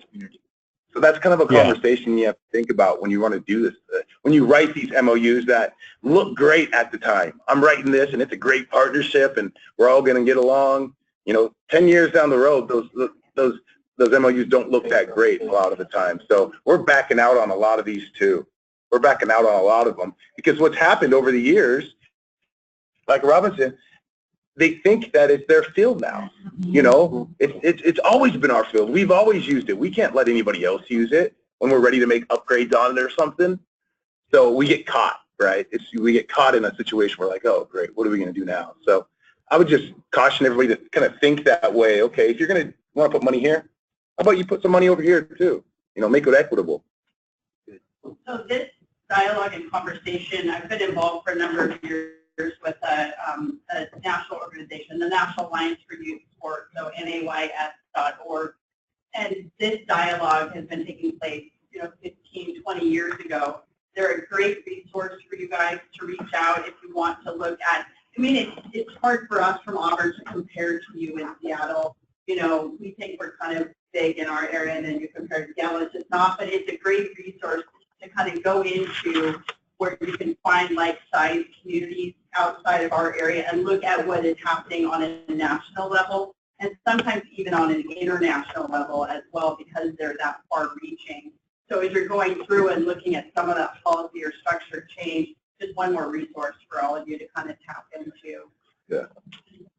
A couple of months ago, I put out something on NRPA, the open forum, and I talked about equity in field use and that becoming a problem and what are other cities doing. And I got great examples from other cities across America, some small, some big, but there were some really creative things that smaller cities I could see can get away with that make total sense. So I would encourage if you just go to the NRPA open forum and just type in equity field use and take a look at some of these responses. And there's attachments to here's our policy. Here, we just did it a couple years ago. This is what's working. This is what's not working. So if you guys are looking at maybe taking a hard look at your policies, that's a good resource. That forum, it's still kind of going. The thread's still going, but take a look at it because I got some really interesting stuff that for us it was like, gosh, that makes great sense. They use percentages on how many residents can use get this much percentages on the field and this much. So I'm like, oh, that's great. It won't really work for us, but that makes sense for them. So just take a look at that if you have an opportunity to. One last question on fees. Everybody has kind of a per hour cost.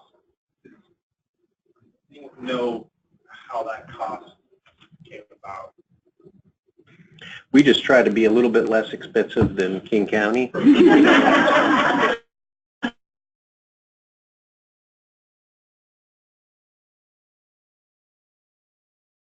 That data it can be shifted when you start talking about how long it takes to maintain these facilities stuff. But we do look at competition. We see in seriousness. We look at Bellevue and Kirkland and Bothell and places nearby. Or That's how King County does it too. You just look at the surrounding cities and you try and palm them usually. So Bellevue is willing to be a little bit higher than the surrounding cities. Thanks, Paul. You guys almost have to be, because you, like you said, you're trying to do, you're an enterprise fund. That's kind of really justified. Yeah, on our synthetic turf, full synthetic turf fields, we stay fairly consistent. We don't have a lot of increase. For our non-synthetic turf fields, we usually increase $1 or $2 per hour per year. Is there anybody in this room that has a policy in place for fee waivers for group, or some kind of sponsorship for maybe groups that are trying to start and come in and maybe can't pay that $60 synthetic turf fee, that you guys can work with them and our payment plan or something along those lines? We do payment plan. schoolhouse. The fee doesn't change. So there's no, so if anybody's interested, we do have a way to waive a fee if the group shows that significant benefit to the community, hardship, something along those lines. I mean, that might, we talk about equity and maybe removing some of the barriers. That may be a barrier that some of these groups that are just starting out, you know, might have is, wow, that's a lot of money to pay. I only have one team and we're just starting, and half the team really didn't pay anything to be on this soccer team. Is there any way, you know, you guys can help us, you know?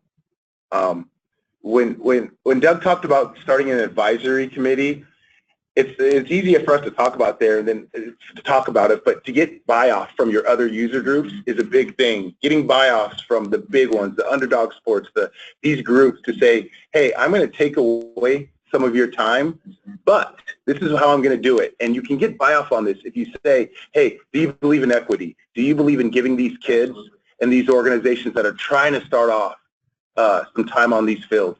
99% of the time, these people are going to say, you know what? They can have some of our field time. We'll figure something else out. So that would kind of be the sell that I would give you guys to give to these groups. Hey, do you believe in it? This is what we believe in as a city. Do you believe in it? It will only work if we get your guys' buy-off on this.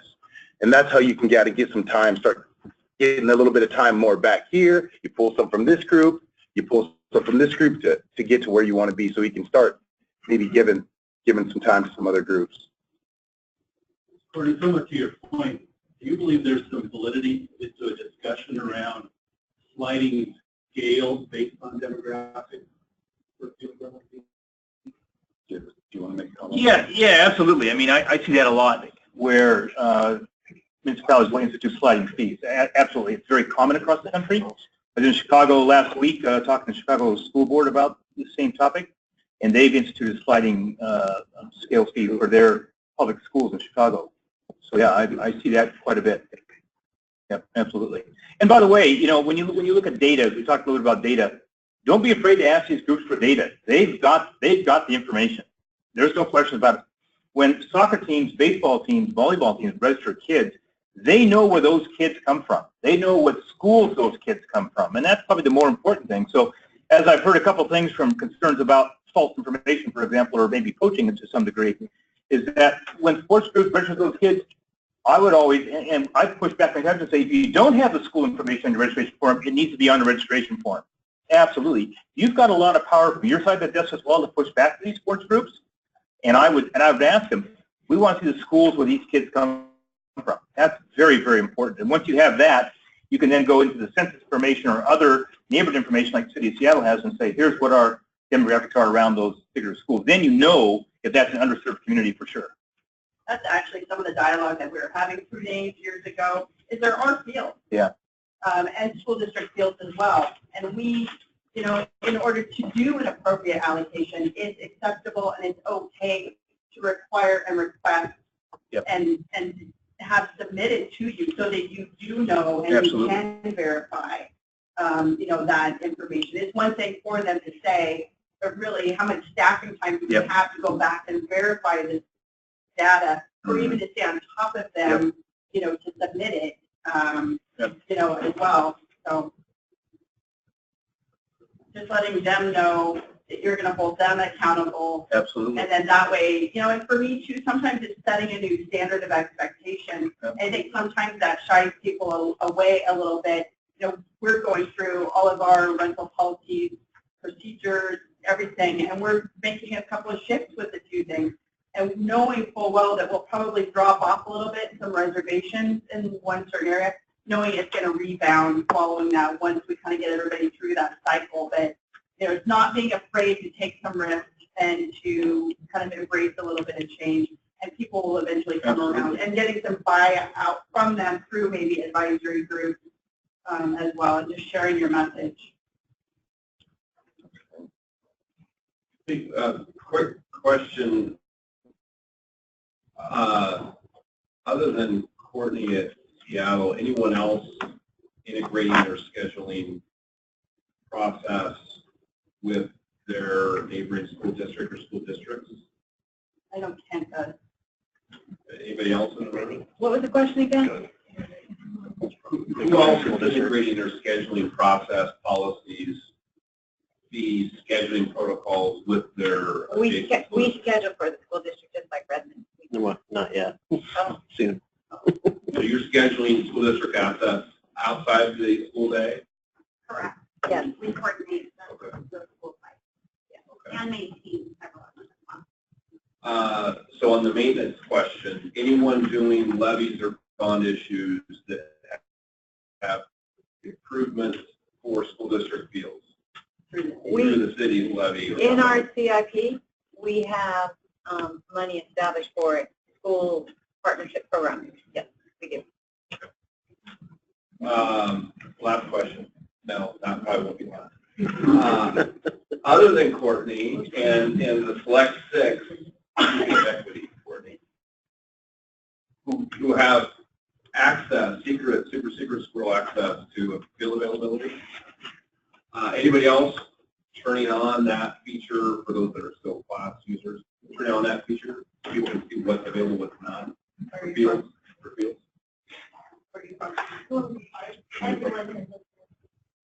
Where are you from? Normandy Park. Wow.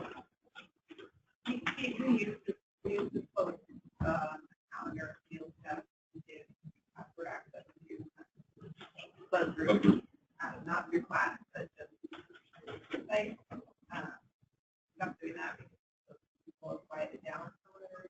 But I don't believe that we will, you know, at least as we do. And you, those people that people were we're talking a little bit about it.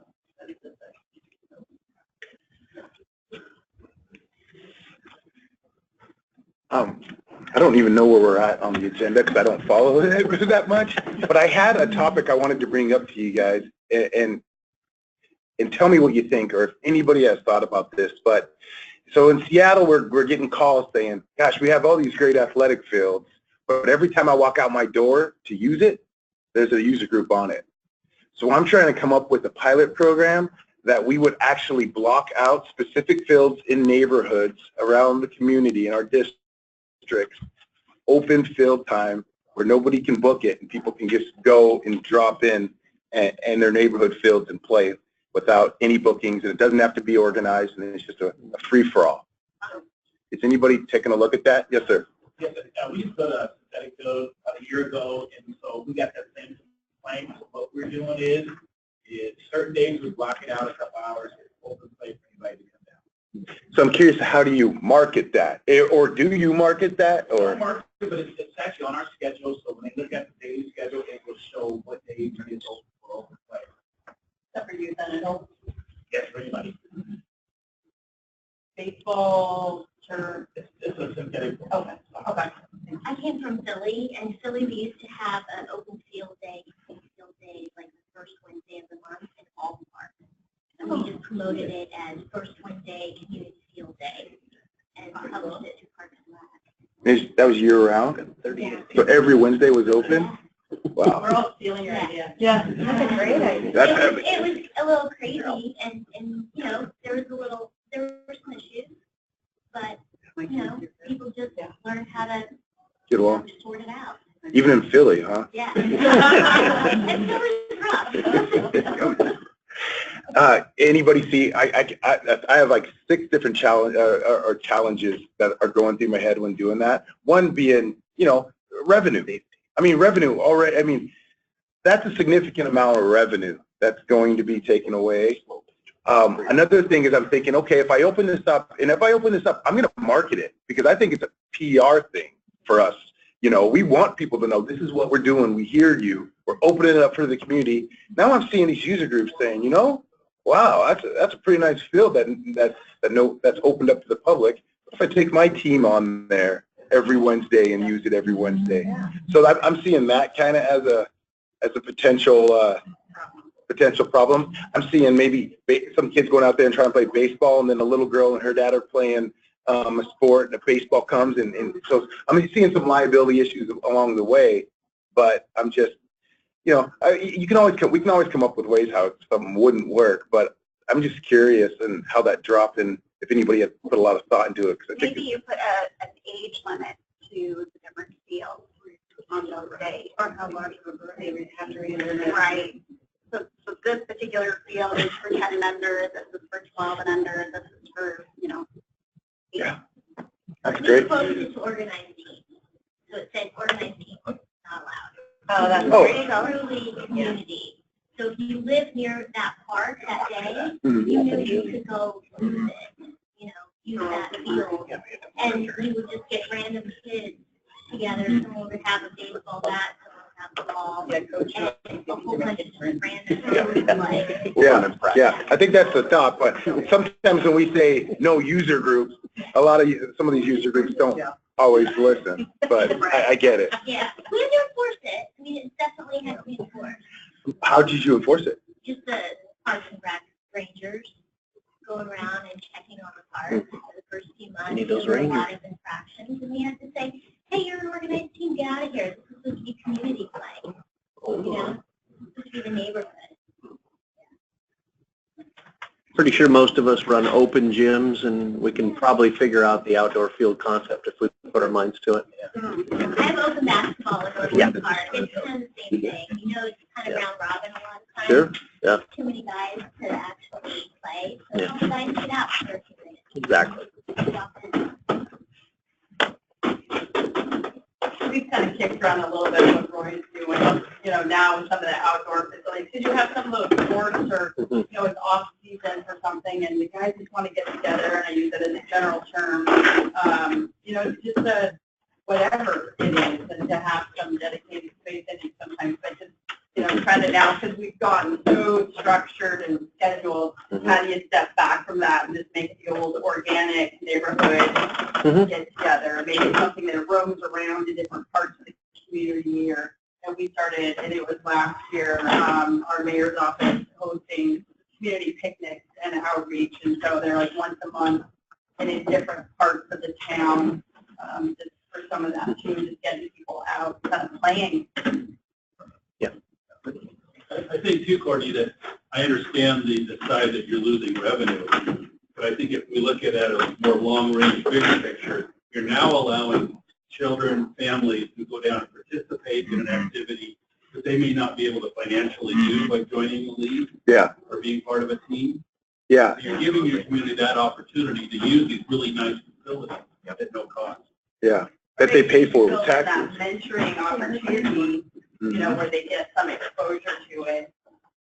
Yeah, I think it really starts with is there a commitment of leadership above to want to do that? I mean, that's where it all starts with, right? Start the grassroots, work it up. Work it up, Shane. We're starting a mobile rec program in Spokane, so kind of sort of what you talked about. When I was in Boise, they did it there, and so we'll basically have a vehicle that know how to schedule, and we'll go out to different parks every day of the week, and it's a certain hour block that we promote, and the kids will come out and we'll just play. And we also are doing something with our police group, and they do stuff and working with them. But one of the ideas too, if you're worried about revenue loss, is partnering up with community businesses who will sponsor that day. And saying, we'll sponsor that field use for that day. Like credit unions are really big in Spokane, so wanting to sponsor community events and going to those guys and saying, hey, we want to put on this event for this community in this park. Would you be willing to sponsor for that day? Make up for it. That we're talking about. Almost like what old is new again. Exactly. Mercer Island, that's my first job. Yeah. Exactly, see? Remember for King County, we did that thing, we toured around, it was awesome. We're aging ourselves.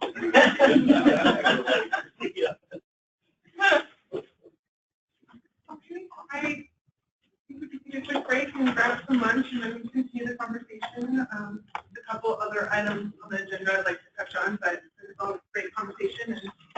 And thank our park director, Lynn, for providing us lunch today. And Great. Some of ours just facility rental guys, we're in the process right now of completely redoing it, so there's a lot of outdated info, but just at least a template. If you guys want to go on our website, I'll just put them over here for you.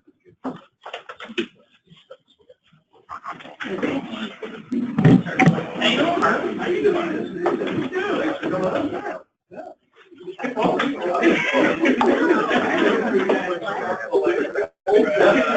Oh, fun.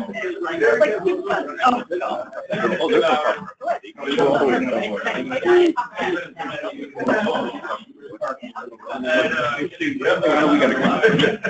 Really? You go, that's South What's your nail? How do you know?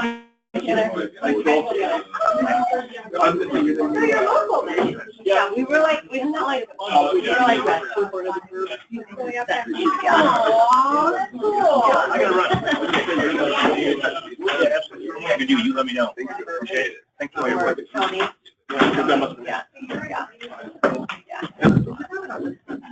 Oh, yeah. I didn't realize I moved to Seattle. Yeah,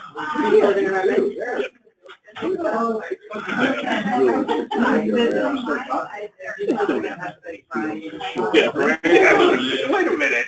Yeah, for a while you were living with like 4 dudes. I like that field night. I wrote that down. That field night idea. Yeah. So that could work out. It's always tough to bump somebody for something, but whatever. Yeah. You know? You have to do a lot of bumping. Yeah. The school district will come back and change their mind. They want to do this or this. So he's doing 80% of my work is working directly with the school district. Horizon. So right now, only communication only goes through me. So the rest is so broken. We're really close to signing an agreement to take on field scheduling for the district. Thankfully not as big as Seattle, but still it's a little nerve-wracking. And where am I going to figure out the time to do that? Kind of funny. A really good JUA is going to be super important as far as really laying out time and that kind of stuff. And then how are they getting it? You know, what are they getting it? Right. But her parents were like, Yeah, they got to pick a time or yeah. Because it's taking a lot of team. Oh, yeah. So, I know, I was thinking that the other day. I was like, yeah. One of our growth areas is cricket. I don't know if you're having that, but Which is a huge challenge because this amount of space and stuff that they need. So, we just let them use our turf fields and, you know, modified, go ahead, it's 300 foot, it's softball field, but go ahead, play cricket out there. And we've accommodated really well, but our groups want, like, we have to build it because it's like, they get the pitch. They build the pitch. yeah. See, we do the modified cricket where it's like more of a safer ball and if they just lay it over the turf, it works, but we're going to need to figure that out. I was hoping to talk a little bit about like how, you know, it doesn't matter what I like. I'm a baseball, softball guy, but really it's our community changing how to be as adaptable as possible and being versatile in our facilities. So we just put in, we're redoing one of our parks, fields, and we're adding lacrosse lines onto our softball and soccer lines, and we've got this unified field where, because I don't know if you know, but the boys and the girls lacrosse are different lines, but we've got a plan to put them all together. But we want to have the two fields versatile. The boys and girls not say, oh, you guys go here, the gals go over there. No, this field's not open. So that's happening. That could work out really well, and we can talk live. Hey, you got local groups are on board. They want it. So you got to make these fields. Everybody just throwing down those soccer lines or the football lines, and you get it done. No, and Little League is, baseball is changing. It's smaller. It's crazy. So we even have agreements with Little League. We're looking at, I don't know if we want to continue to do this, because this is where the demand is. So we've got to shift. Always. 10 years from now, it's going to be totally different. Football, flag football's popularity, I want to follow that. So we're going to do a program.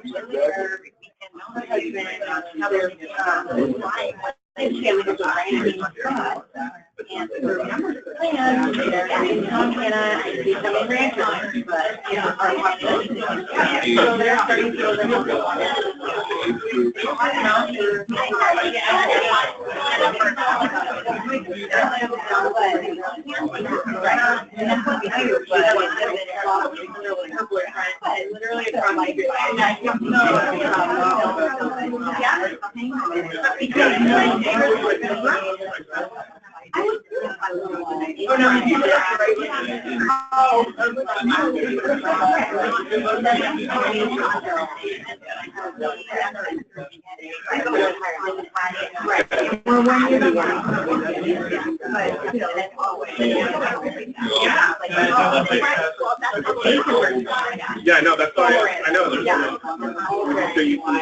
Yeah. He lives,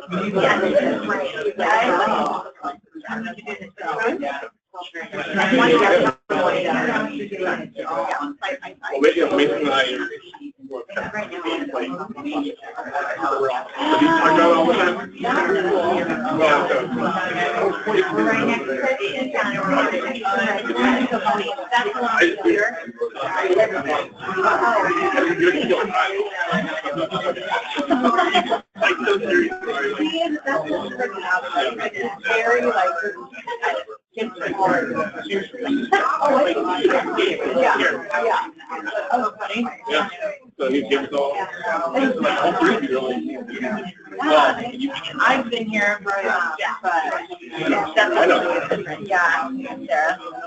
but it's fun. I like it.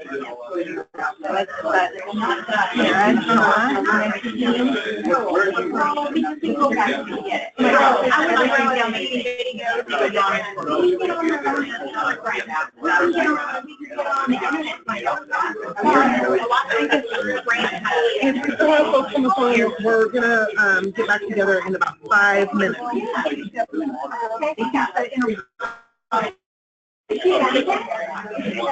No.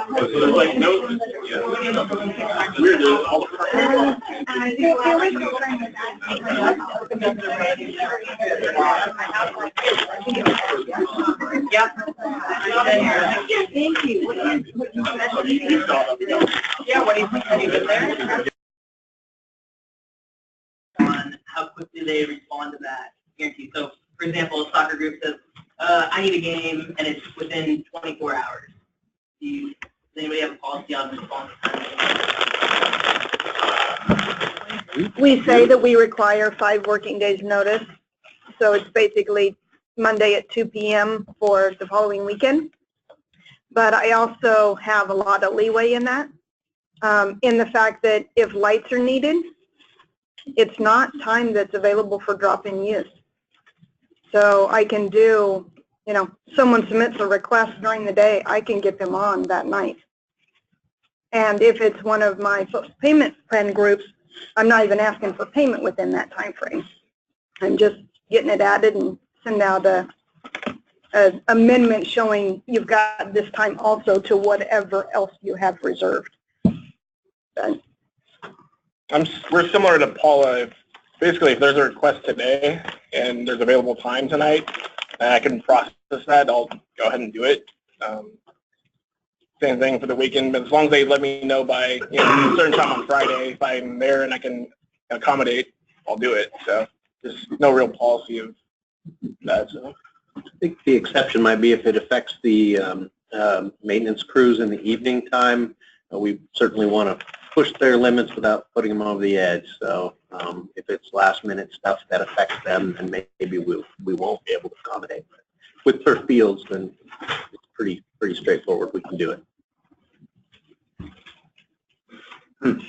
I know we have a policy, I just don't know what it is. I think it's 7 days. I don't take a lot of bookings over the phone, but I know we do something. In Shoreline, we did 7 days because the front desk was taking it and they had to give it to us, and then we had to contact them back. Then we had to get the insurance form. So there was a bunch of circles. But to that point, is anybody here close, when I mean close, like year, thinking about doing field bookings? User groups can do it, or individuals can do it online. So what software, I'm just curious, are you going to use to do that?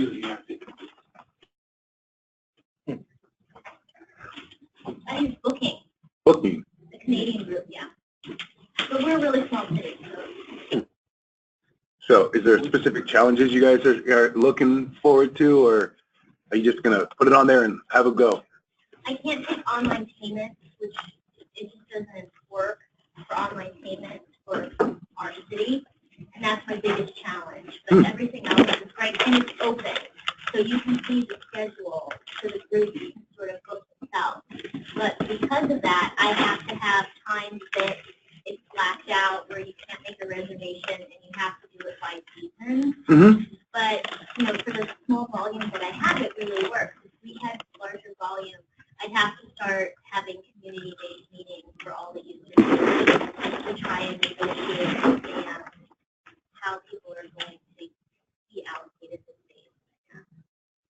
So using Active, we currently allow online reservations for our picnic shelters. Mm-hmm. We have a series of questions that we ask them, custom questions. So it comes back as a tentative approval to us, and then we have to do the approval. Let them know that it's been approved. With ball fields, our policy is that it doesn't hold true all the time, but we don't allow anybody to make a reservation more than 2 weeks in advance. So in theory, we have all of our in-house reservations, all of our ongoing reservations are done and in the computer. So there isn't showing the availability when they're there, obviously. So people can make, although we're not there yet, because allowing them to do it online, that's what we do. And our front desk staff, just to clarify, our front desk admin staff handle those within the 2-week time frame reservation. They can have 2 active reservations at a time. Anything beyond that, it's back to Brian and I for anything that's ongoing. So we're like you guys, the long-term reservation, I've even gotten calls or text messages. Our day we need to extend the life, day of. Kind of. Good. King County is looking to do that in the future with Perfect Minds, but it is far away from being able to accommodate that. So we want to. Brian, do you see a challenge of people booking it and all of a sudden a high school team books it and it's a 60-foot field? Or, I mean, what makes it from teams like that, or a football team coming on a grass field? Or how are you avoiding those challenges? I don't know yet. We haven't crossed that bridge yet. Okay. But I know what you're talking about. Those are things we're thinking about. I think you can do some of that within Acting. You can limit what facility is available. For example, not letting a high school baseball team on a 60-foot field through the event type that is selected. Mm-hmm. So there's some technical ways to try to reduce that possibility. And Sean, so we're not doing that yet, but there's prompts that you can ask when they reserve it online that you are agreeing to the fact that you're going to use the softball field for a softball program. And they say, yes, I am, then that's good. And then all of a sudden, if they show up and they're playing football, and you have to look at the permit, and it says that they're supposed to be playing softball, and Sure. change the equipment out. You guys are running any Challenges we don't have anyone there tonight. activity of it on $2, $3, whatever that payment is. Now they have that process to see what they can, they don't ever get that back. Well, the fee that you refer to, our agreement with Acme is built into the price. It's not an additional fee.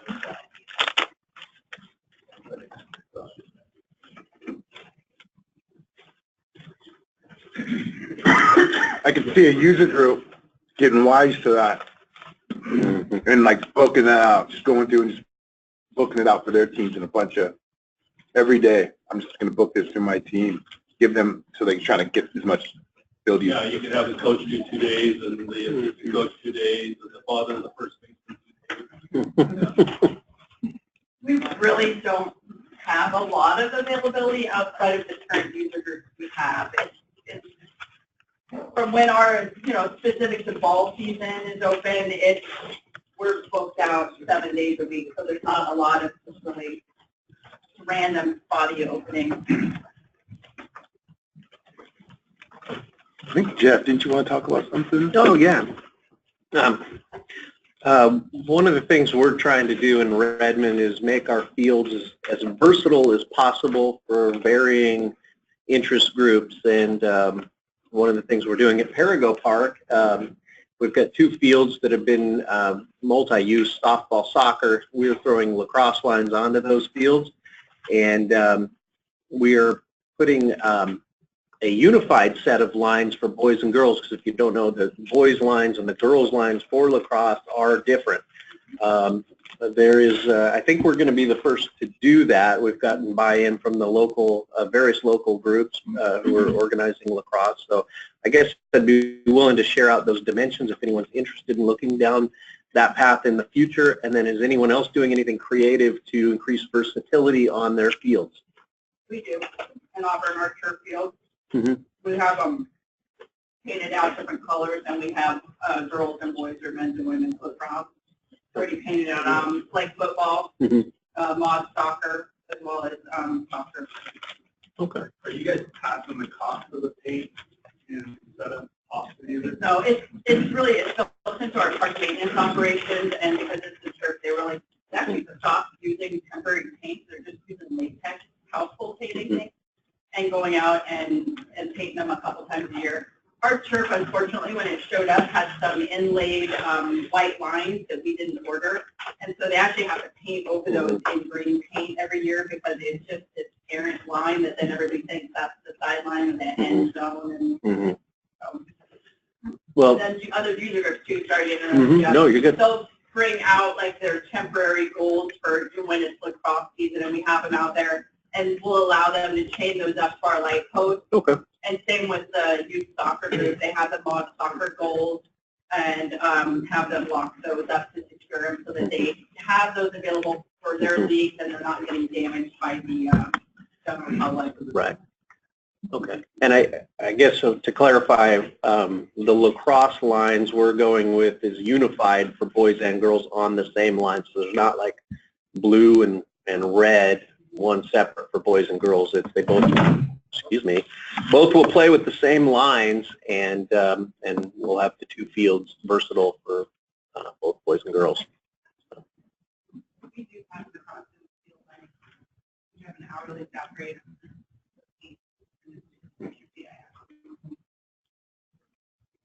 For soccer, lacrosse, maybe both for the soccer team, but baseball, for the fall season. Because we try and get versatile and letting, say, lacrosse go in the outfield of a softball complex. When it comes into play, the 6 hours it takes to set the whole field up. Anyone else accommodating like cricket or any other sports? Just to add on to what they were saying, but we utilize a combination baseball, soccer field. But we've also used, it's only for practice, so it doesn't come to play painting wise, but a lot of our baseball fields we run out based on our soccer fields, especially for the youth, for practice in the Sure. outfield. And we've also done the double painting, and we have that day, and we've used multiple colors to outline it. What agency are you from? City of Tumwater? I just wanted to ask if anybody has bocce course. Yes. Yes. How are you managing it? We have Reservations? no, we have a local nonprofit group that operates in Florida. Let's try to have a couple days a week to serve everybody. Yeah. So we reset the Highlight? Yeah. Anyone have highlight?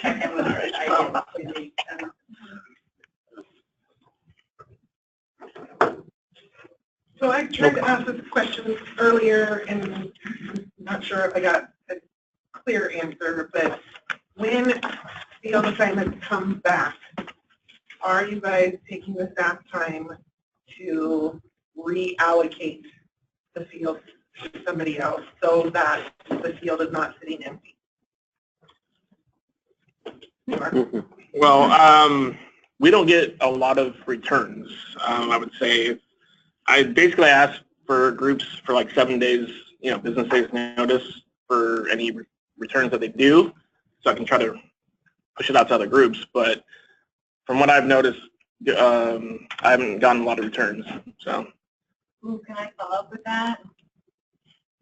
Would you let your group sub lease out to other groups? No. So I'm not going to use it, but Kelsey, if you want it, you can have it.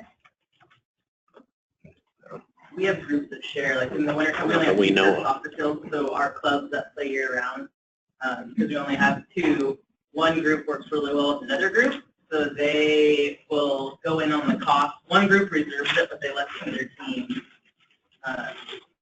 play with them and they split the field.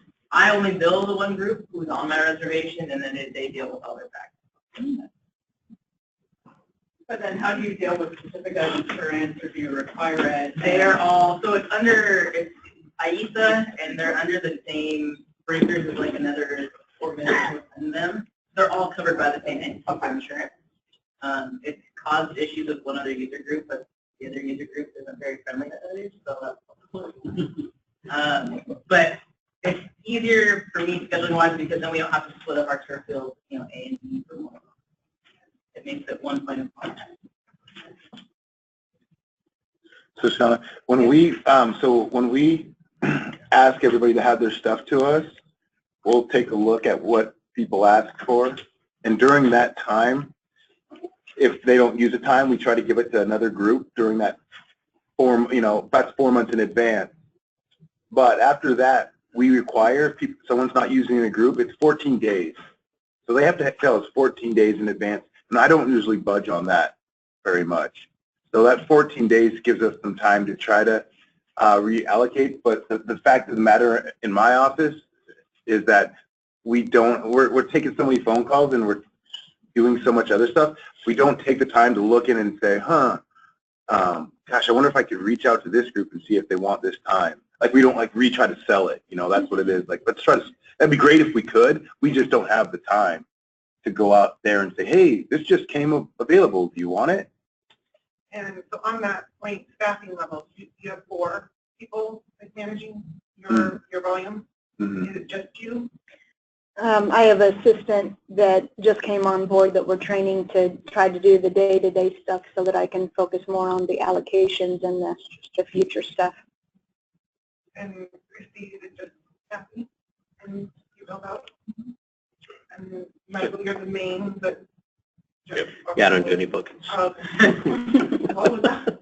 I don't do any bookings. He does them all. Just trying to get a feel for staffing levels and, but also just like some of the conflicts that can happen when you have more than one person in it and not understanding user groups. And then add in new staff and then transition, and then addition of new staff. Totally get it. But we want to be able to serve the customer quick and fast and streamline processes. So, And consistently. Yeah. And being consistent in your Sure. processes of doing exactly that. Because our staff could win the lotto and be gone tomorrow. I'm going to be gone tomorrow. They would right? stick. Fortunately, with your 14 They would days, be do you still committed. charge them if they drop? Yeah. Do you still charge 14 days out? If they, no, if they come to us 14 days in advance and say, hey, we don't, never mind, we don't need any of those, then we're good. At day 13, I'll charge them. Okay. That's one of the things, like, Spokane's gotten really used to just being able to drop, like, the day of and not get charged. I'm relatively new. I've been in this for less than a year doing allocation, but that's, because then it's not resellable. How am I going to go and try and say, another user group who would pick it up, 24, and sometimes it's a little bit more, but not enough to be able to do that. So we're looking at trying to make it so that they won't drop it, but then you also run into the problem that you're just going to hold on to it and not use it because they don't want to lose it the next time.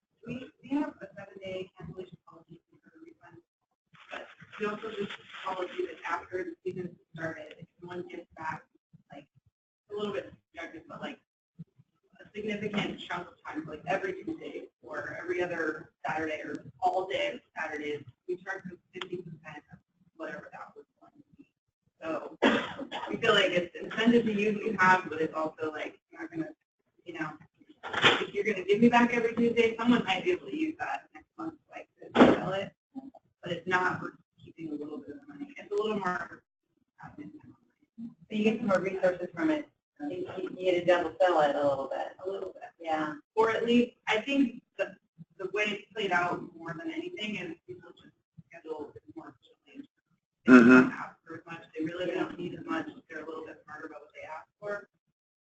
Just sort of cut down on that, like, blanket. Let's just book it and see if we need it. Yeah.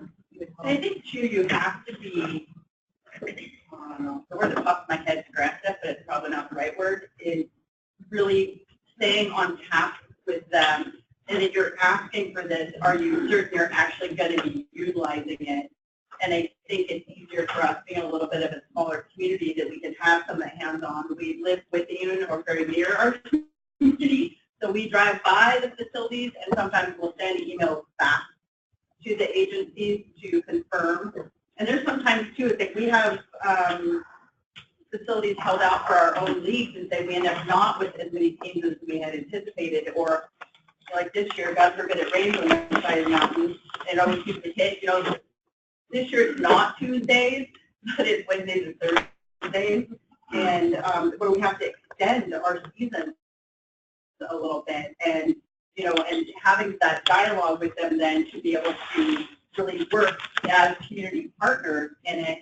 And so there's sometimes I'll tell the league, we don't have it available right now, but touch base back with me and let me know, because if this doesn't happen or this falls through, they don't get enough teams, then we can book it out and we can take care of it and pick some of that up a little bit. So it does. It takes more time, but it's then making it available to a broader base of people. Hopefully. Yeah. Sometimes I'll check field availability,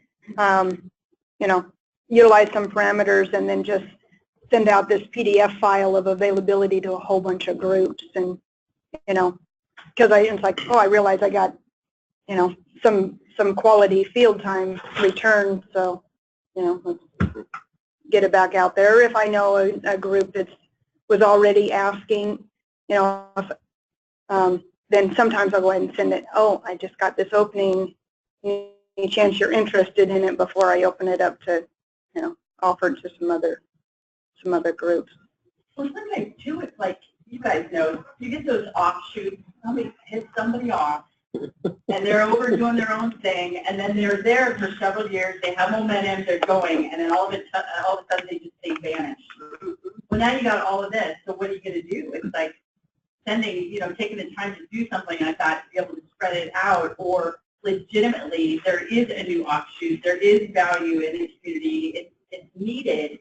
Now, where can we fit them in so that if there is some availability really for everybody, especially with the youth? it's not always black and white. There's got to be some gray and judgment in it. Does everybody, so a lot of the conversation happens where people schedule in seasons. I don't know if Spokane's the only weird outlier, but we actually do allocations for an entire year. So in October of every year, we allocate it to the previous year. So one of the issues I run into that is soccer groups book all their seasons out and they'll just go 8-4 on whatever fields they want. And then when they get their schedule, they come back and they just release like crazy. And it's so much administrative work that's unnecessary. So I was just curious if anybody does anything different than just 4 seasons. We do 2 seasons. Yeah, okay. On that note of blocking out like 8 to 4, do you, after they give you the schedule, do you go back in and book each game into the system, or you just keep it blocked out for them?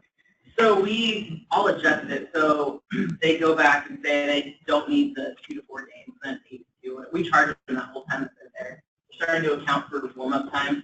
One of the things I want to get away from too is the user groups are starting to go, oh, we'll play from 9:30 to 10:30 and then 11, so take a half an hour off. We know those teams are there playing and you know they're just trying to not have to pay that half hour. And that's unsellable time. I can't put somebody on there for 30 minutes. So trying to make it so that we're going to require people to block in a certain amount, or reserve in a certain amount of blocked hours, so that is less hassle. That's what I'm looking at too, because I don't care if they're having, if I'm giving them 4 hours, I don't care if they're having 2 games, or if they're choosing not to use the beginning and the end and have it right in the middle because it's a prime time. I don't care. I just want to charge them for 4 hours. And what they do with it. And the only time that that's different is if it was like a softball game and the maintenance needed to know if they needed to change the field. Yeah. Then I would care, but for soccer, their field dimensions, I mean, I just schedule full-size fields. So like the users will say, all right, I want field 1, and we probably have a U11, which is a smaller inside of it, but I don't get down to those nitty-gritty details. I just tell my maintenance people that we have soccer and then we go. So 2 points on that. If you are going to go, it's wise to go to the time. Like every practice is going to be scheduled 1.5 hours. Whatever practice it is for soccer, that's your practice time. If you need more, then it's 2. And then same for the games. And that should all be in your policies. So all games for soccer are 2.5 hours for adults. So no matter what they say, oh no, we're just going to this time. Right. Well, all games say right here that it has to be 2.5 hours. Can't go over. If you want to go over, then pay the additional 2.5. Right. And then as far as those late games, just turn those lights off, and I guarantee you, those people don't go anymore. Well, it's the youth groups that are bad. Like all the adult stuff is our own programming. Yeah. So it's all like the youth club group stuff. Yeah. Just like, because we have class right now. I have an RFP. They're interviewing people next week, but in class, if you change the time, right, you have to totally different reservations.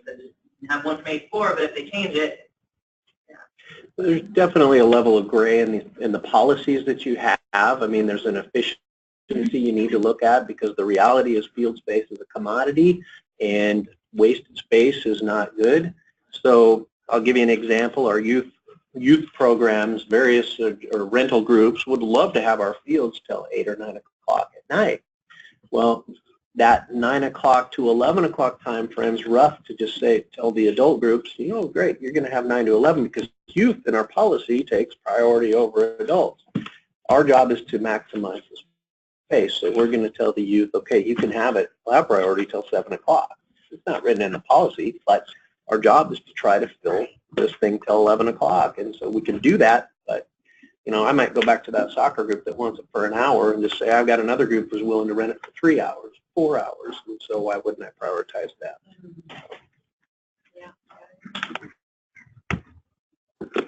Is everybody still using a rain out phone number, or have customers been trained yet to just go online and look for rain out information? We don't have online rain out information. We only have the phone line. Only the phone. We have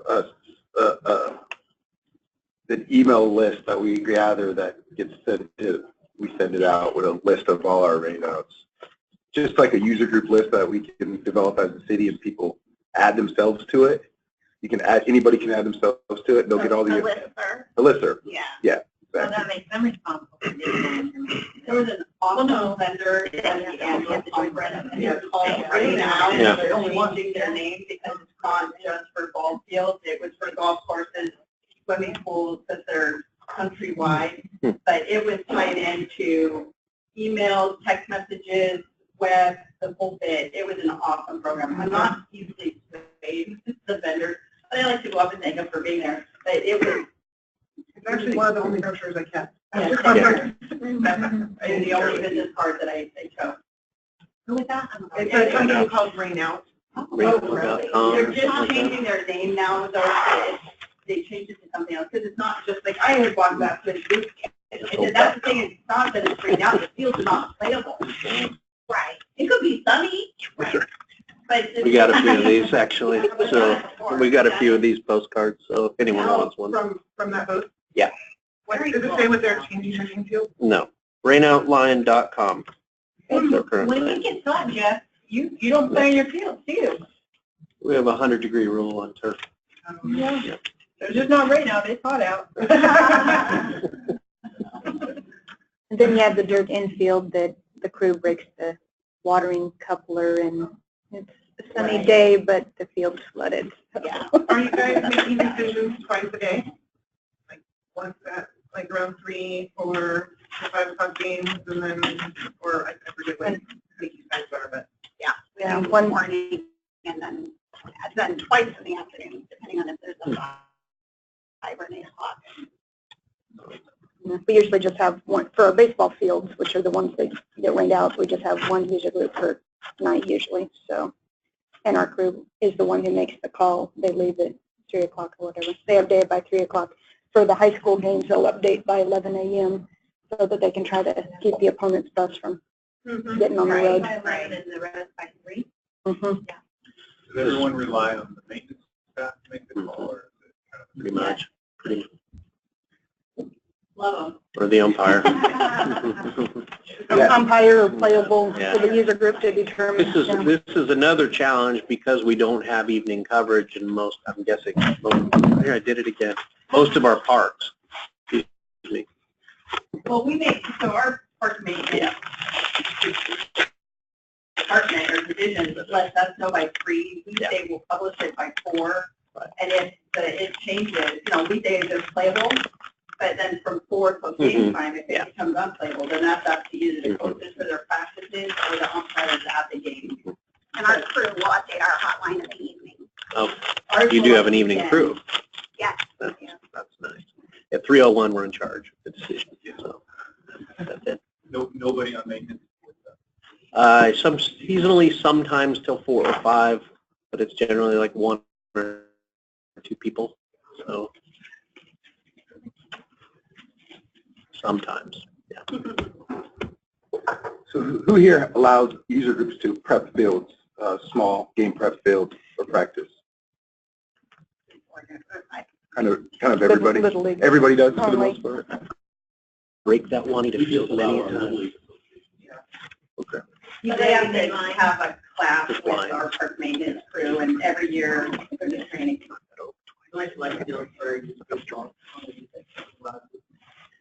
On our district field, we don't provide any lining, so the little leagues do have, or leagues do have to do it themselves on the district field. What do you mean by the district?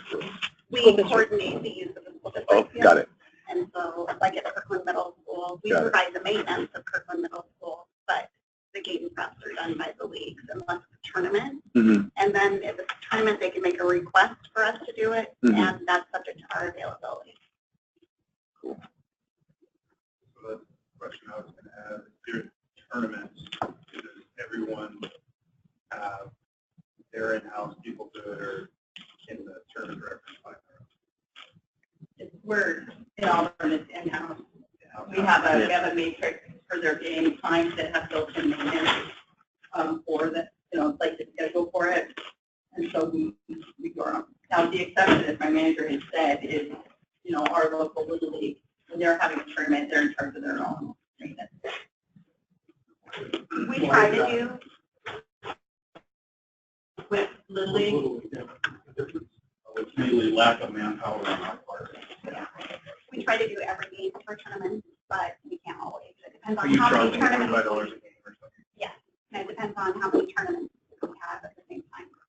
And then we work with them on their tournament schedule. We require that they submit it in a draft form, and then we figure out what we can and can't do and make some modifications depending on if there's multiple tournaments at the same time. Every other game. And it's our, Tony has tournaments that they play at all little pocket parks. Our maintenance only does our 2 major softball complexes. And then every additional prep after that. We charge flat fees for tournaments, half days for school. Additional prep. So if they want one every game, $55 per game. We vary versus adult and youth. I think adult at Merkle is $2,500 for a full day. That's 8 to 11 hours a night. And that includes your prep, unless they want additional. And it includes up to 5 bags per day. And then half days, about half that. And Franklin is a lot. Franklin is only 800. Yeah, and the facility is just not on Merkle. During tournaments, do any of you allow RV parking or RV or camping at your ballpark? Like overnight? Overnight. No. Dry camping at Merkle. It's a huge parking lot. They pay $40 per minute for a full ballpark. Yeah. Who answered? That's a good question. Riverfront Park currently has a concessions group that does them, and they're currently staffing Merkle. But I was saying that's good. Are the local concessions? Probably to me. But they have a contract with us to be able to do that and pay for that. Pay for the use of it. They do. Because you do the maintenance on it. We do.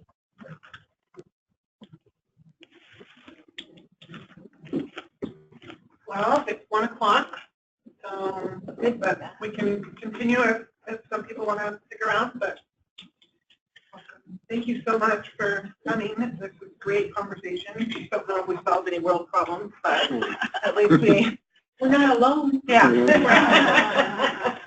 Yeah. And so I'll talk to WRPA about actually getting an email group together of all of us so we can stay in touch. Contemplating maybe a session proposal for a conference or maybe in a pre-conference because it does seem like this is a good topic and it could go on longer than 3 hours. Yeah. Maybe even getting really narrow with some subjects so we could actually walk away with some best practices. But we have to narrow it down, but that might be a nice That would be idea. awesome. That would be really good. The conversation's great, I think, but it'd be cool though if there was a way we can get in a room or online and really just use our brains. There's so much knowledge in this room with so many different people that there's probably some things that we're not doing. And if we put our minds together, like, oh, that is so much better. Well, and it would be helpful if we did work all together because the leagues overlap our organization. Mm-hmm. And there are a lot of for-profit organizations that I think are all of our customers as well. So Absolutely. it would be helpful. Cool. Right. Thanks, Donna. Yeah. I have a question. Are majority using Azure for our scheduling or are there